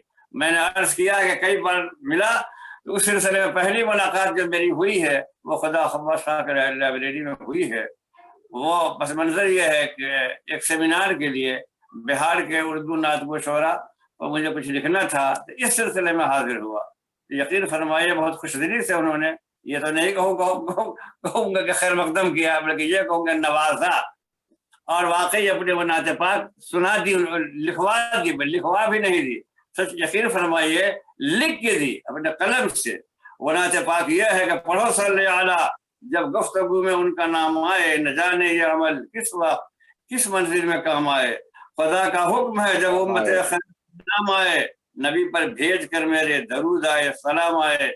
सबक हासिल करो तुम इब्लीस और आदम से, कहीं बैठे न रह जाना अगर वक्त क़याम आया। लंबी नात पाक है। मैंने सिर्फ 3 अशर के नातिया अशार भी बहुत उम्दा करते थे। हमारे शायरों और अदीबों का मिजाज ये, शायरों का बिलखुसूस, कि अपनी नात तो वही वो छुपाते हैं, पता नहीं क्यों, ये कोई मौलवी ना कह दे।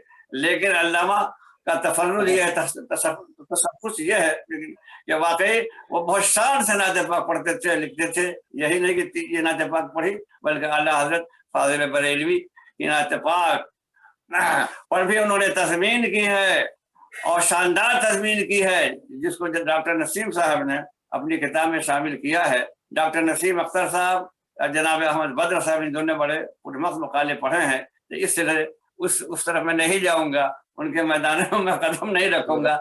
मैं सिर्फ शख्सियत के हवाले से अर्ज करना चाहता कि ऐसी प्यारी, ऐसी जनवार शख्सियत थी अल्लामा वाकिफ की कि उनके हम असरों में उसकी कोई मिसाल नहीं मिलती, और मिलती भी कैसे, इसलिए कि जैसा शान पस मंजर उनको मिला रहने का और जीने का, वो दूसरों का मैसर नहीं हुआ। यानी हम कह सकते हैं कि ऐसी बुलंदी और ऐसी पस्ती का एक इबरतनाक नमूना उनकी जिंदगी बन गई थी आखिर में। इसके बावजूद अपनी इज्जत नफ्स का कभी उन्होंने सौदा नहीं किया। यानी अपने किरदार अमल से ये मिजाज अता फरमाते रहे, ये सबक देते रहे कि दुनिया में हो दुनिया का, طلبگار نہیں ہوں، بازار سے گزرا ہوں، خریدار نہیں ہوں. اگر خریدار ہوتے غفور صاحب وزیر اعلیٰ نے جو کمبل دیے تھے وہ کمبل دوسرے غریبوں کو جب ان سے زیادہ مستحق نہیں بخش دیتے. اسے پتہ چلا کہ بڑی نیاز، بہت کلندرانہ زندگی گزاری ہے. واقعی ان کو بس کلندر میں کہتا ہوں، کلندر صفت ہے، وہی کلندر جس کے بارے میں علامہ اقبال نے کہا ہے کہ ہزار خوف ہو دل ہو مگر زباں کی رفیق، ہزار خوف ہو دل ہو مگر زباں کی رفیق. یہی رہا ہے ہمیشہ کلندروں کا طریق. چنانچہ علامہ واقف نے اس پر عمل کیا ہے. پوری زندگی نہ کسی سے مغلوب ہوئے اور نہ کبھی خوفزدہ ہوئے، کتنے ہی حالات میں ناسازگار کیوں نہ ہو. تو علامہ کے آرٹ کی بات میں نے کہی ہے اشارے میں، لیکن میں چاہتا ہوں کہ ایک نمونہ بھی پیش کر دوں. ایک زمانے میں کے بی صاحب بہار کے وزیر اعلیٰ تھے. اسمبلی الیکشن ہوا، 2 جگہوں سے وہ کھڑے ہوئے، ہزاری باغ سے، پٹنے سے. ان کے دستراست اور بہت ہی مقرب اور محبوب تھے جناب جعفر امام صاحب. انہوں نے ایک بیان دے دیا کہ ہمارے وزیر اعلیٰ کہیں سے بھی نہ ہاریں گے. تو اب لیکن دونوں جگہ سے ہار گئے، سوئے قسمت دونوں جگہ سے ہار گئے. تو کیا خبر لیا علامہ نے؟ بس 3 شعر پیش کرنے کی اجازت چاہتا ہوں. ہائے وہ صحن وزارت کی چمن آ رہی ہے، ہائے وہ صحن وزارت کی چمن آ رہی ہے، اب کوئی کوٹھی لبے گنگا کہاں پائیں گے آپ. یہ جعفر امام کو مخاطب کر کے کہہ رہے ہیں. چھائے دعویٰ چین کر ہارے تو پٹنہ چھوڑ کر پٹنہ کی گلیاں، اب کہاں جائیں گے آپ؟ اب کہاں؟ وہ جناب جعفر امام کو ایسوسیشن کا ڈاگ سے بڑی محبت کی پرورش کرتے تھے، اس طرح اب کہاں ایسوسیشن بزم رستخیز، اب کہاں بھوکیں گے وہ، اب کس پہ غرائیں گے. فرمائی کیا ہے کہ اب وزیر بھی سمجھے کہ واقعی بہت ہی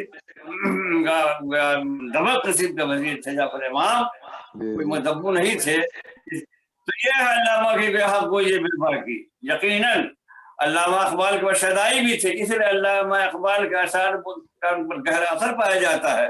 وہ مشہور شعر کہ حق کو یہ بے باکی آئین جواب مردہ، اللہ کے شعروں کو آتی نہیں روباہی. اس کے پیکر جمیل تھے علامہ واقف عظیم آبادی. تو ایسی شخصیت میں دیکھ رہا ہوں کہ ان کے ہم اثروں میں یقیناً نظر نہیں آ رہی ہے. اس لیے سعد عظیم آبادی کے حوالے سے ڈھونڈو کہ ہمیں ملکو ملنے کو نہیں نایاب ہے ہم، تفسیر ہے جس کی حسد و غم ہم نفس و خواب ہے. ہم رہی ہے زبان حال سے وہ کہہ رہے ہیں، ان کی زندگی بول رہی ہے کہ اب کوئی دوسرا ایسا میرے جیسا کوئی بے واق نہیں آئے گا، اب واقعی نہیں ہے. تو یہ ہے علامہ اقبال کی زندگی.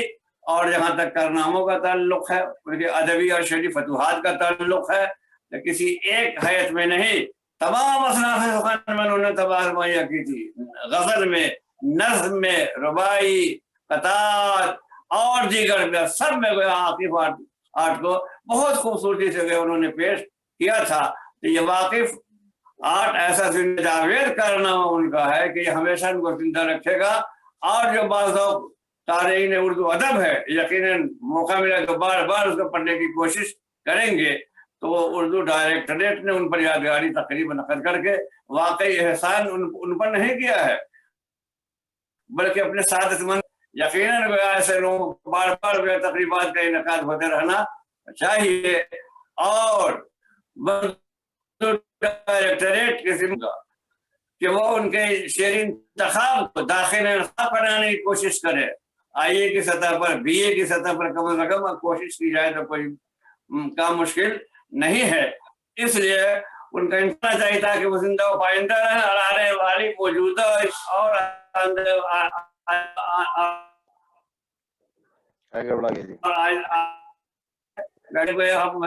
تو اس سے کوئی علامہ اقبال، علامہ واقف عظیم آبادی کا کوئی بھلا نہیں ہوگا. اس لیے میں خاص طور پر ڈاکٹر اسلم جاویدہ صاحب سے جو بہت ہی واقف تیز فعال لیکن شخصیت کے مالک ہیں، ان سے گزارش کروں گا کہ ڈائریکٹر صاحب کے سامنے تجویز رکھ کے اراکین کے سامنے انتخاب، شعری انتخاب ان کا ہو اور داخل نصاب کرانے کی کوشش کی جائے. جب تک کہ داخل نصاب نہیں کرایا جائے کلام کو، اس وقت سمجھے کہ واقعی ہم ان کو زندہ نہیں رکھ سکیں گے. اور کلام بھی کون کلام، نغمہ جبریل کا گانا چلے.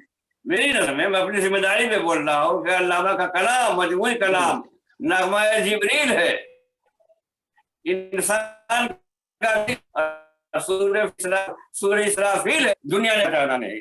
इसलिए दुनिया को पहचानवाने की जरूरत है। इसलिए मैं फिर अपनी ये बात दोहरा रहा हूँ जनाब असलम जावेद साहब, तो खुदा के लिए ऐसा माहौल पैदा कीजिए कि अल्लामा के कलाम का एक इंतखाब शानदार नज़्म से भी, गजल से भी, कतार से भी, रवायात से भी हो, ताकि आने वाली नस्ल में उससे मुस्तफीद हो सके।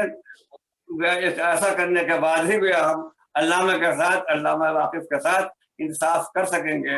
वरना बहुत सारे लोग, बहुत सारी शख्सियतें मरूड़े याम की कब्र में दफन हो गई, आज कोई उन्हें जानता भी नहीं। इसे जानने के लिए, जनवाने के लिए जरूरी है कि वाकई उनको लामिलाइट में लाया जाए। इस सिलसिले में यही हकीकत तजवीज़ है। अगर आप लोगों के काबिल कबूल हो गई तो बहुत खुशी होगी। तो अल्लामा के बारे में मैं फिर याद करना चाहता हूँ कि अल्लामा क्या एक मस्त कलंदर, अल्लामा इकबाल ने कहा कि दरवेश खुदा मस्त, न शर्की है न गरबी। ये दरवेश खुदा मस्त है, न अरवली, न आरवी, न अजीबाबादी, बल्कि सारे मुल्क के लिए, सारे बिहार के लिए एक दौलत नायाब। तो बहुत बड़ी शख्सियत थी, बहुत सफात के हामिल थे। एक शेर मुझे याद आ रहा है, अरबी का एक शेर याद आ रहा है, जिसका तर्जुमा सुनाऊंगा। अल्लाह के लिए ये मुश्किल नहीं है कि ज़ात वाहिद में आलम की तमाम खूबियां पैदा हो। इसलिए मैं जिम्मेदारी से कहता हूँ कि अल्लामा वाकिफ अजीम आबादी जामे उस सिफात भी थे और हामिले कमालात भी थे। दोनों का हसीन संगम उनकी ज़ात वाला सफात थी, लेकिन अफसोस ये कि हमने उनकी कदर नहीं की है। लेकिन इसके बावजूद इस नाकदरी के माहौल में, नाकदरी के ज़माने में उर्दू डायरेक्टरेट के इस कदम को मैं दिल की गहराइयों से सराहता हूँ, मुबारकबाद पेश करता हूँ और ये तवक्को रखता हूँ कि आइंदा भी कोई बड़े पैमाने पर अल्लामा का ताल्लुक से हम लोग तकरीब कर सकेंगे, ताकि मुफस्सल मकालात पढ़े जाएं और मकालात को फिर किताबी सूरत में लाया जाए। और उसके बाद समझिए कि फिर वो जो मैंने कहा कि इसका इंतखाब शामिल हो, उनकी नस्ली तख्लीकात का भी इंतखाब हो, शेरी तख्लीकात का भी इंतखाब हो, और दोनों को दाखिले साफ करने की कोशिश करें, स्कूल की सतह से लेकर के ग्रेजुएशन की सतह जहाँ मुमकिन हो। जाहिर अपने हर लोग तो सब जगह हैं, सदर शोभा कहीं के भी हो, किसी यूनिवर्सिटी के भी हो, उनसे रास्ता कायम किया जाए। जावेद हयात साहब बैठे हुए हैं, जावेद हयात साहब ज़ाहिर वक्त हो गए, शोबे पर उनका भी असर है, और जो हो गए शहाब अख्तर वो भी बड़े सादतमंद हैं, खलास मोहब्बत है। इसलिए उन लोगों से रास्ता कायम करके हम अल्लामा के इंतखाब को करेंगे, नहीं होगी तमाम है वो आगाज के बाद। शुक्रिया जी, बहुत बहुत बहुत शुक्रिया मोहतरम प्रोफेसर फारूक अहमद सिद्दीकी साहब। आपकी गुफ्तगू से यकीनन ज़हन और दिमाग के दरीचे रोशन हुए और बहुत सी कीमती बातें कहीं। आप बहुत ही अखलास के साथ और पूरे जज्बात के साथ अपनी बातें बयान कर रहे थे। बकौल अल्लामा इकबाल के गुफ्तार के उसलूब पर काबू नहीं रहता जब रूह के अंदर मुतलातिम हो ख्यालात। आपके अंदर बेपनाह ख्यालात मौजूद थे और आप उनको बयान कर रहे थे। इसमें आपका इखलास हर कदम हर गाम जाहिर था। और आपने कहा बेशक तो अल्लामा वाकिफ पर फर्दनामा पहली बार शाये करने का सेहरा उर्दू डायरेक्टरेट हो जाता है। उर्दू डायरेक्टरेट ने उनका फर्दनामा शाये किया और देखिए अभी वेबिनार भी उन्हीं पर किया जा रहा है। और हम आइंदा भी आपने जो मशवरे दिए उसको डायरेक्टर साहब ने सुना है, जिसको बकाबिल अमल समझेंगे इंशाल्लाह उसको हुक्म देंगे, हम लोग उसकी तामील करेंगे। बहुत सी पुरानी बातों का आपने दोहराया, जाफर इमाम की हार और आलशशन कुत्तों की गुर्राहट। और उस जमाने में ये अशार बहुत मशहूर हुए थे, पढ़े जाते थे, एक तमाशा बन गया था। फिर वो जो आपने अब्दुल गफूर साहब की बात कही और अल्लामा वाकिफ की, तो एक बार ऐसा हुआ कि अब्दुल गफूर साहब को मालूम हुआ कि अल्लामा वाकिफ के पास न शेरवानी है, न पाजामे है, न कंबल है, कुछ नहीं। तो उन्होंने 3 पाजामे, 3 कुर्ते, 2 शेरवानी, कंबल भिजवाए उनको और खैर बहुत खुश हुए, बड़ी दुआएं दी अल्लामा वाकिफ ने। फिर दूसरे दिन देखा कि वो बुरा भला कह रहे थे, अब्दुल गफूर साहब को बहुत गालियां बक रहे थे। लोगों ने कहा कि कमाल करते जनाब, आप पर कल उन्होंने एहसान किया, इतने ताहफ आपको भेजे, आप उनको गाली, आपको उनको नहीं बकना चाहिए। تو نے کہا ارے میاں اگر آپ کی یہ دلیل میں تسلیم کر لوں تو موسیٰ کو بھی فرعون کے سامنے کھڑا نہیں ہونا چاہیے تھا، کیونکہ اس کی پرورش فرعون نے کی تھی. تو کیا سمجھتے ہو کہ اس نے کمبل اور توشک اور تکیہ دے کے مجھے کھیل لیا، میرے زمین کو کھیل لیا؟ میں حق بات کہوں گا اور ہمیشہ کہوں گا. یہ تھے علامہ باقی، بے باک حق گو. تو ان کی یادیں ہم لوگ اس لیے ابھی روشن کر رہے ہیں کہ ہم بھی اپنے کردار میں، خیالات میں، گفتار میں تبدیلی لائیں اور ان سے ہم لوگ کچھ سیکھیں اور آئندہ نسل بھی ان سے کچھ سیکھے. اب آج جیسا کہ اب ہماری آخری گفتگو ہوگی صدر محترم کی ہوگی، آج کی محفل کی صدارت فرما رہے ہیں ہمارے پروفیسر جاوید حیات صاحب. آپ کو معلوم ہے کہ پٹنہ یونیورسٹی کے صدر شعبہ تھے، ابھی اس ذمہ داری سے سبکدوش ہوئے ہیں. ویسے وہ فاصلاتی نظام تعلیم ڈسٹینس ایجوکیشن کے ڈائریکٹر ابھی ہے پٹنہ یونیورسٹی کے، اور اس سے قبل وہ بی این کالج میں شعبہ اردو میں صدر رہ چکے ہیں، اور وہاں کی کئی انتظامی ذمہ داریاں انہوں نے بڑی خوش اسلوبی سے سنبھالی تھیں اور کافی شہرت و مقبولیت حاصل کی تھی کالج میں. انہوں نے پٹنہ یونیورسٹی سے مقبول اردو جرنل نکل رہا ہے، اس کے بھی سرپرست ہیں. 10 سالوں سے میرے خیال سے وہ کامیابی سے نکل رہا ہے. اردو زبان سے متعلق کئی سیمینار پروگرام آپ نے منعقد کرائے ہیں اور کامیاب کرائے ہیں. آپ کی تصنیف کردہ کئی کتاب، مجھے تو نام نہیں معلوم ابھی فی الحال، اردو مبادیات اردو صحافت ان کی کتاب ہے، صحافت سے متعلق، صحافت سے بھی ان کا گہرا تعلق ہے. سب سے اچھی بات یہ ہے کہ بہت ہی منکسر المزاج ہیں، بہت ہی سادہ ذہن ہیں، اور بالکل ہی خلوص اور محبت کے ساتھ جب ملتے ہیں، کسی سے ملتے ہیں، اور جب بھی ان کو ہم لوگوں نے کبھی دعوت دی، بلایا، تو بڑی محبتوں سے آئے ہیں اور اپنا انہوں نے اپنی حاضری جو یہاں درج کی، ایسا لگا کہ ہاں خلوص دل سے آئے ہیں. آج بھی انہوں نے ہماری آواز پر لبیک کیا. آج کی محفل کے صدر ہیں وہ، میں ان سے گزارش کر رہا ہوں کہ اپنی صدارتی کلمات کے طور پر اپنی باتیں پیش کریں اور تمام باتوں کا خلاصہ نچوڑ ہمارے سامنے رکھیں اور ہمارے ایک لائحہ عمل پیش کریں. پروفیسر جاوید حیات صاحب، آپ کے روبرو. سب سے پہلے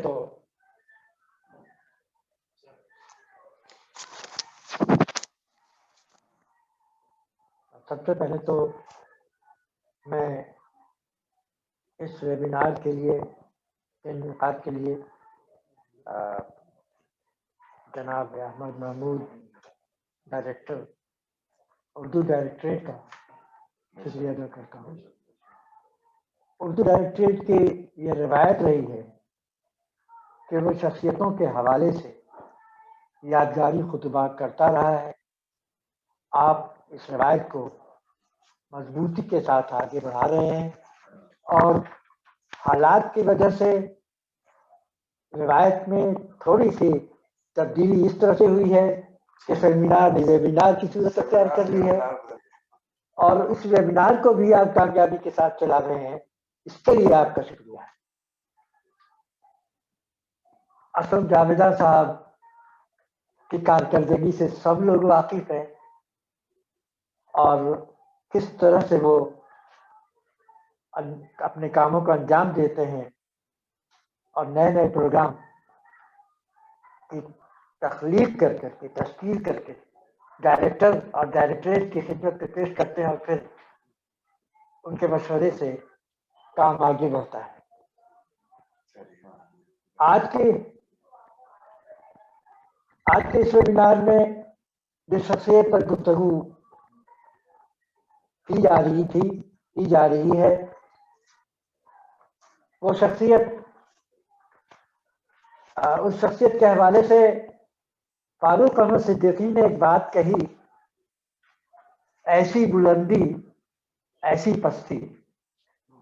یہ جملہ کئی اعتبار سے معنی خیز ہے.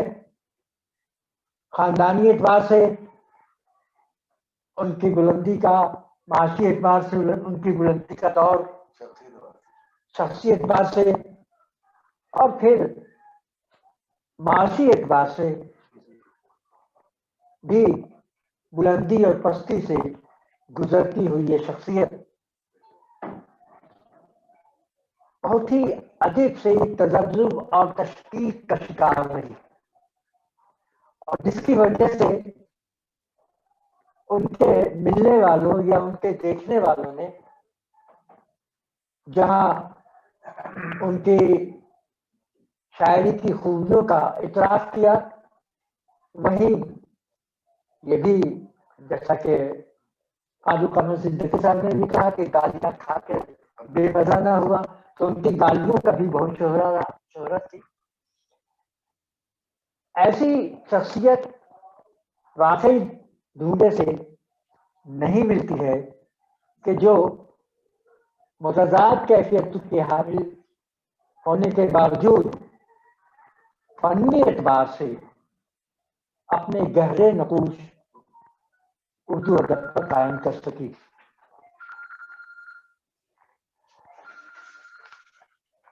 ہم جانتے ہیں کہ واقف آرٹ کے نام سے لگاتار اخباروں میں ان کے قطعات یا ان کی منظوم کالم نگاری کا سلسلہ چلتا رہا ہے۔ ہمارے نسیم اختر صاحب نے کہا کہ جب کوئی پروفیسر بات کرتے ہیں یا صدارتی گفتگو کرتے ہیں تو وہ صرف واقف آرٹ کا نام لیتے ہیں۔ بھائی واقف آرٹ کا نام لینے سے ہی ان کے آرٹ پر روشنی پڑتی ہے، ان کے آرٹ کا جو نمایاں پہلو ہے وہ واقف آرٹ کے حوالے سے زیادہ ابھر کر سامنے آتا ہے۔ اس لیے واقف آرٹ کے حوالے سے گفتگو کرنا یا اس کو محدود کرنا نہیں سمجھا جائے۔ لفظ واقف آرٹ ہے تو اس آرٹ میں تو سارا پہلو سمٹا ہوا ہے۔ فن ہے تو واقف صاحب کے فن کی گفتگو ہے واقف آرٹ میں بھی، اور واقف آرٹ میں جو خوبی ہے وہ یہ ہے کہ صحافت، اردو صحافت میں منظوم اور مزاحیہ صحافت کا سلسلہ پہلے سے موجود ہے، لیکن منظوم کالم نگاری کو ایک مخصوص رنگ دینے میں جو طریقہ اختیار کیا واقف صاحب نے وہ اپنے آپ میں منفرد ہے۔ یعنی اردو صحافت کے حوالے سے اگر گفتگو کی جائے تو کالم نگاری صحافت کا اہم ترین پہلو ہوتا ہے، اور کالم نگاری میں دراصل صحافی کی خوبیاں ابھر کر سامنے آتی ہیں، لیکن یہ کالم نگاری جب منظوم صورت میں ہو تو اس میں بڑا مسئلہ درپیش ہوتا ہے کہ عصری موضوعات کو شعری پیمانے میں ڈھال کر اس کے تنقید کی جائے یا اس کے اچھے برے پہلوؤں پر روشنی ڈالی جائے، یہ مشکل کام ہے، اور یہ مشکل کام واقف صاحب نے آسان کر کے دکھایا ہے۔ واقف آرٹ میں جو ان کی نگارشات ہیں وہ دراصل اپنے عہد کا منظرنامہ ہے۔ ہم مثلا زمانے کی ناہمواریوں کی تصویر ان کالموں میں واقف آرٹ کی صورت میں مل جاتی ہے۔ خود ان کا ایک شعر ہے، یہ جائزہ، یہ ہسٹری، یہ مسٹری، یہ جائزہ، یہ ہسٹری، یہ مسٹری، میرے قلم کی نوک پہ جو آ گیا نہ پوچھ۔ تو ان کی قلم پہ جو آیا اس کی روشنی میں مسٹری کو بھی سمجھا جا سکتا ہے زمانے کی، اور ہسٹری کو بھی۔ یہ ان کی خوبی رہی ہے۔ اور ایک خاص بات جو شاعری کے تعلق سے آرنلڈ کا بہت مشہور قول لوگ دہراتے ہیں کہ شاعری زندگی کی ترجمانی کا نام ہے، واقف صاحب کی شاعری بھی زندگی کی ترجمانی کا نام ہے۔ اور واقف آرٹ کے حوالے سے کہا ہے کہ وہ مسٹری اور ہسٹری ہے، تو اب اور پھر شاعری، اچھی شاعری کی خوبی یہ ہوتی ہے کہ وہ ہر زمانے میں اسے پڑھا جائے تو لوگوں کو، پڑھنے والوں کو یہ محسوس ہو کہ وہ آج کے زمانے کے لیے۔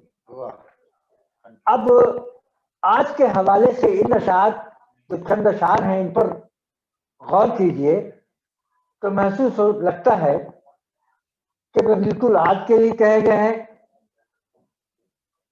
کفر و اسلام کے جھگڑوں میں تیری صحیح جمیل، کفر و اسلام کے جھگڑوں میں تیری صحیح جمیل، دونوں جانب وہ تیرا حد امکان ہو جانا. اس شعر کو آج کے پس منظر میں بہت اچھی طرح سے محسوس کیا جا سکتا ہے. اور پھر یہ کہ تیری پالیسی کے عین مطابق ہے اب تک بھائی کا بھائی سے ہمدرد و گریباں ہونا. اس دور میں بھی اس دور ہوتا ہے بہت.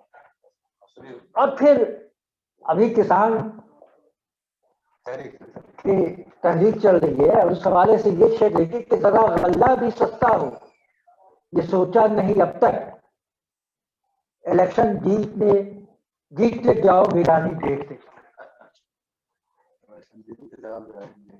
تو یہ اشعار یہ ظاہر کر رہے ہیں کہ علامہ واقف کی جو شاعری ہے وہ اپنے زمانے کی عکاس ہے. احمد بدر صاحب نے ان کی شاعری کے فنی خوبیوں پر روشنی ڈالی ہے اور خاص طور پر ان کی شاعری میں جو تراکیب کا استعمال ہوا ہے اور ردیف و قافیہ کی جو ندرت ہے اس پر جو اشارے کیے ہیں وہ واقعی اہم ہے. بالکل عام فہم الفاظ بلکہ اکثر جو اللہڑے الفاظ کہلاتے ہیں جنہیں تہذیب کی علامت نہیں سمجھا جاتا ہے بول چال میں، ایسے الفاظ کو بھی انہوں نے ردیف اور قافیے کے طور پر استعمال کر کے اس کو اعزاز بخشا، اعزاز بھی بخشا، لفظوں کو اعزاز بخش دیا. لفظ کے اعتبار میں پہلے ہی سے تھے.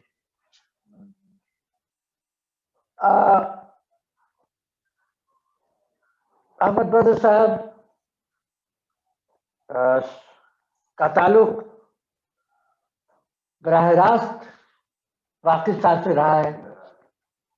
نسیم اختر صاحب نے بھی اس بات کا ذکر کیا اور اپنا ذکر بھی کیا ہے کہ براہ راست ان سے تعلق رہا ہے، خاص طور پر خدا بخش لائبریری کے حوالے سے.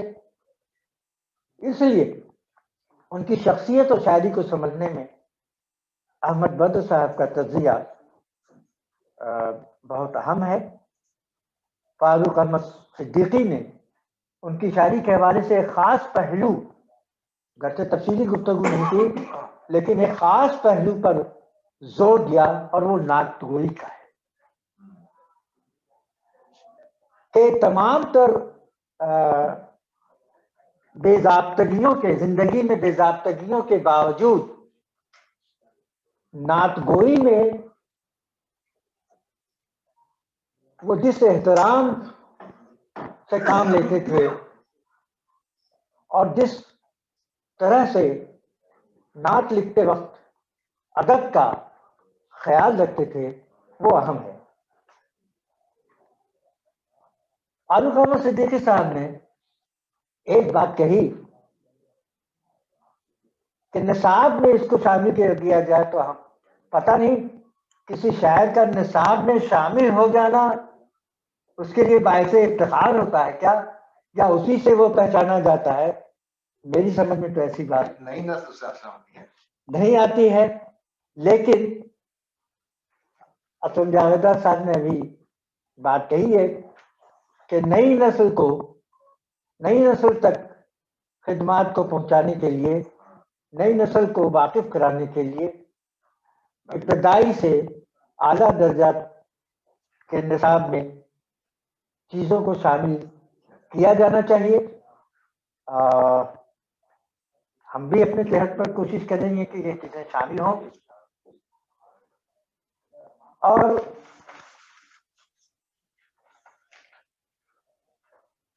ان کے طرز کے حوالے سے کچھ گفتگو کہ دو شعر کہ کیا کرے شہری کبوتر اب بزرگوں کے سوا، ہر طرف الو کی بولی چار سو الو کی دم. بتائے بہت الو کی دم اور الو کی بولی نظر آتی ہے. یہ شعر بھی آج کے تناظر میں اگر آپ غور کیجئے تو آپ کو لطف آئے گا. اسی طرح سے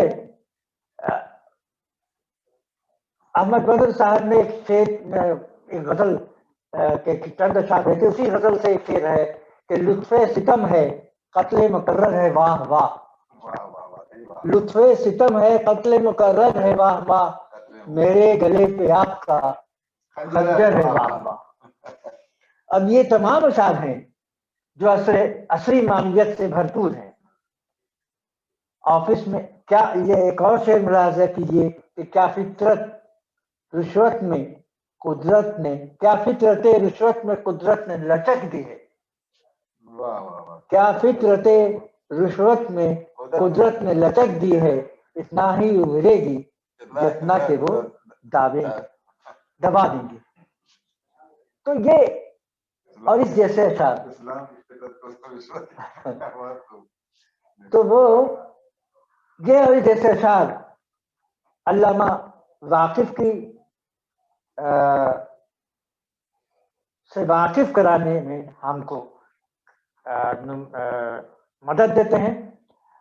ضرورت اس بات کی، حالانکہ ان کے کلام کے ان کے کلام کے کئی مجموعے دستیاب ہیں، جن میں خاص طور پر لطف ستم اور رازہائے درون پردہ اور تنزیہات واقف کا نام لیا جا سکتا ہے. یہ نام بھی جو ان کے کلام کے خاک کے جان کے کلام کے نام ہیں، یہ بھی ان کی شاعری کے مزاج کے ترجمہ ہے. ان کی شاعری اور رازہائے درون پردہ ہے کہ جو چیزیں پردہ کے اندر چھپی ہوئی ہیں ان کو ان کی مزاجی اور تنزیہ شاعری باہر نکال دیتی ہے، اس راز کو سامنے لے آتی ہے. تو ان کے شہزادے اجمل امام قاسم نے جو ہے یہ نام اس کا رکھا تھا. لیکن اس کتاب رازہائے درون پردہ کے اس لفظ میں ابو وہاب اشرفی صاحب نے یہ ذکر کیا ہے کہ ضرورت اس بات کی ہے کہ ان کے کلیات کو شائع کیا جائے. تو ہم ڈائریکٹریٹ سے یہ درخواست کریں گے کہ اگر یہ ذرائع اور وسائل آپ کو موقع دیں اور آپ کی جو پابندیاں ہیں وہ موقع دیں تو ان کے کلیات کی اشاعت پر توجہ دی جائے، اور شاید آپ نہ کر سکے تو کم سے کم اس کی کلیات ترتیب دینے کے لیے ایک 6 رکنی کمیٹی قائم کر دیجیے، وہ کرے گی اور اس کے بعد اس کا اشاعت کا انتظام بعد میں کر لیا جائے گا. لیکن ترتیب ہی کے لیے تم کریں، اس کے لیے شاید انہی باتوں کے ساتھ میں ایک بار پھر ڈائریکٹر صاحب کا، اسلم جاویدہ صاحب کا اور آپ سب کا شکریہ ادا کرتا ہوں. یہ تھی صدارتی تقریر، صدارتی گفتگو.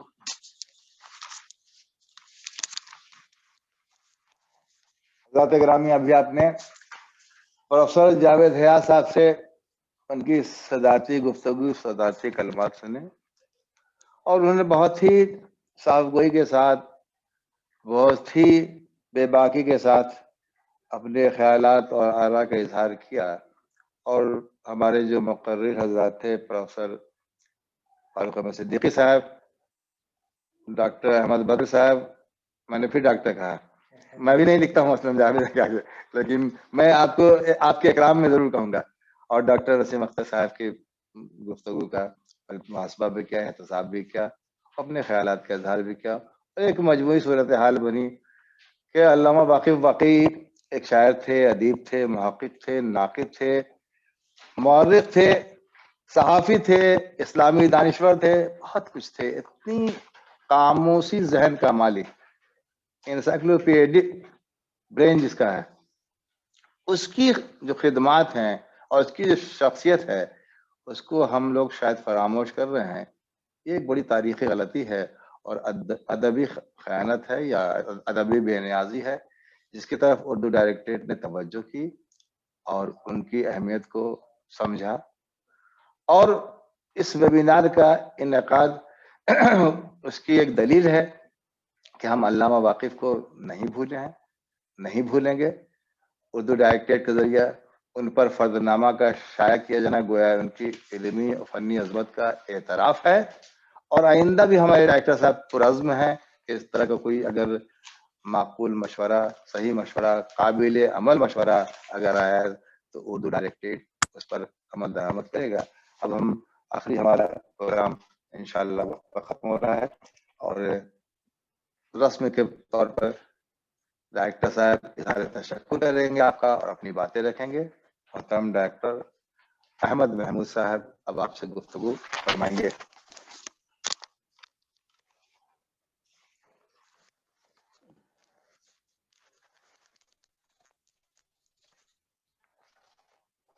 اب آج کا یہ یادگاری ویبینار جو واقف عظیم آبادی صاحب کی شخصیت پر ہم لوگوں نے منعقد کیا تھا، اختتام ہونے جا رہا ہے.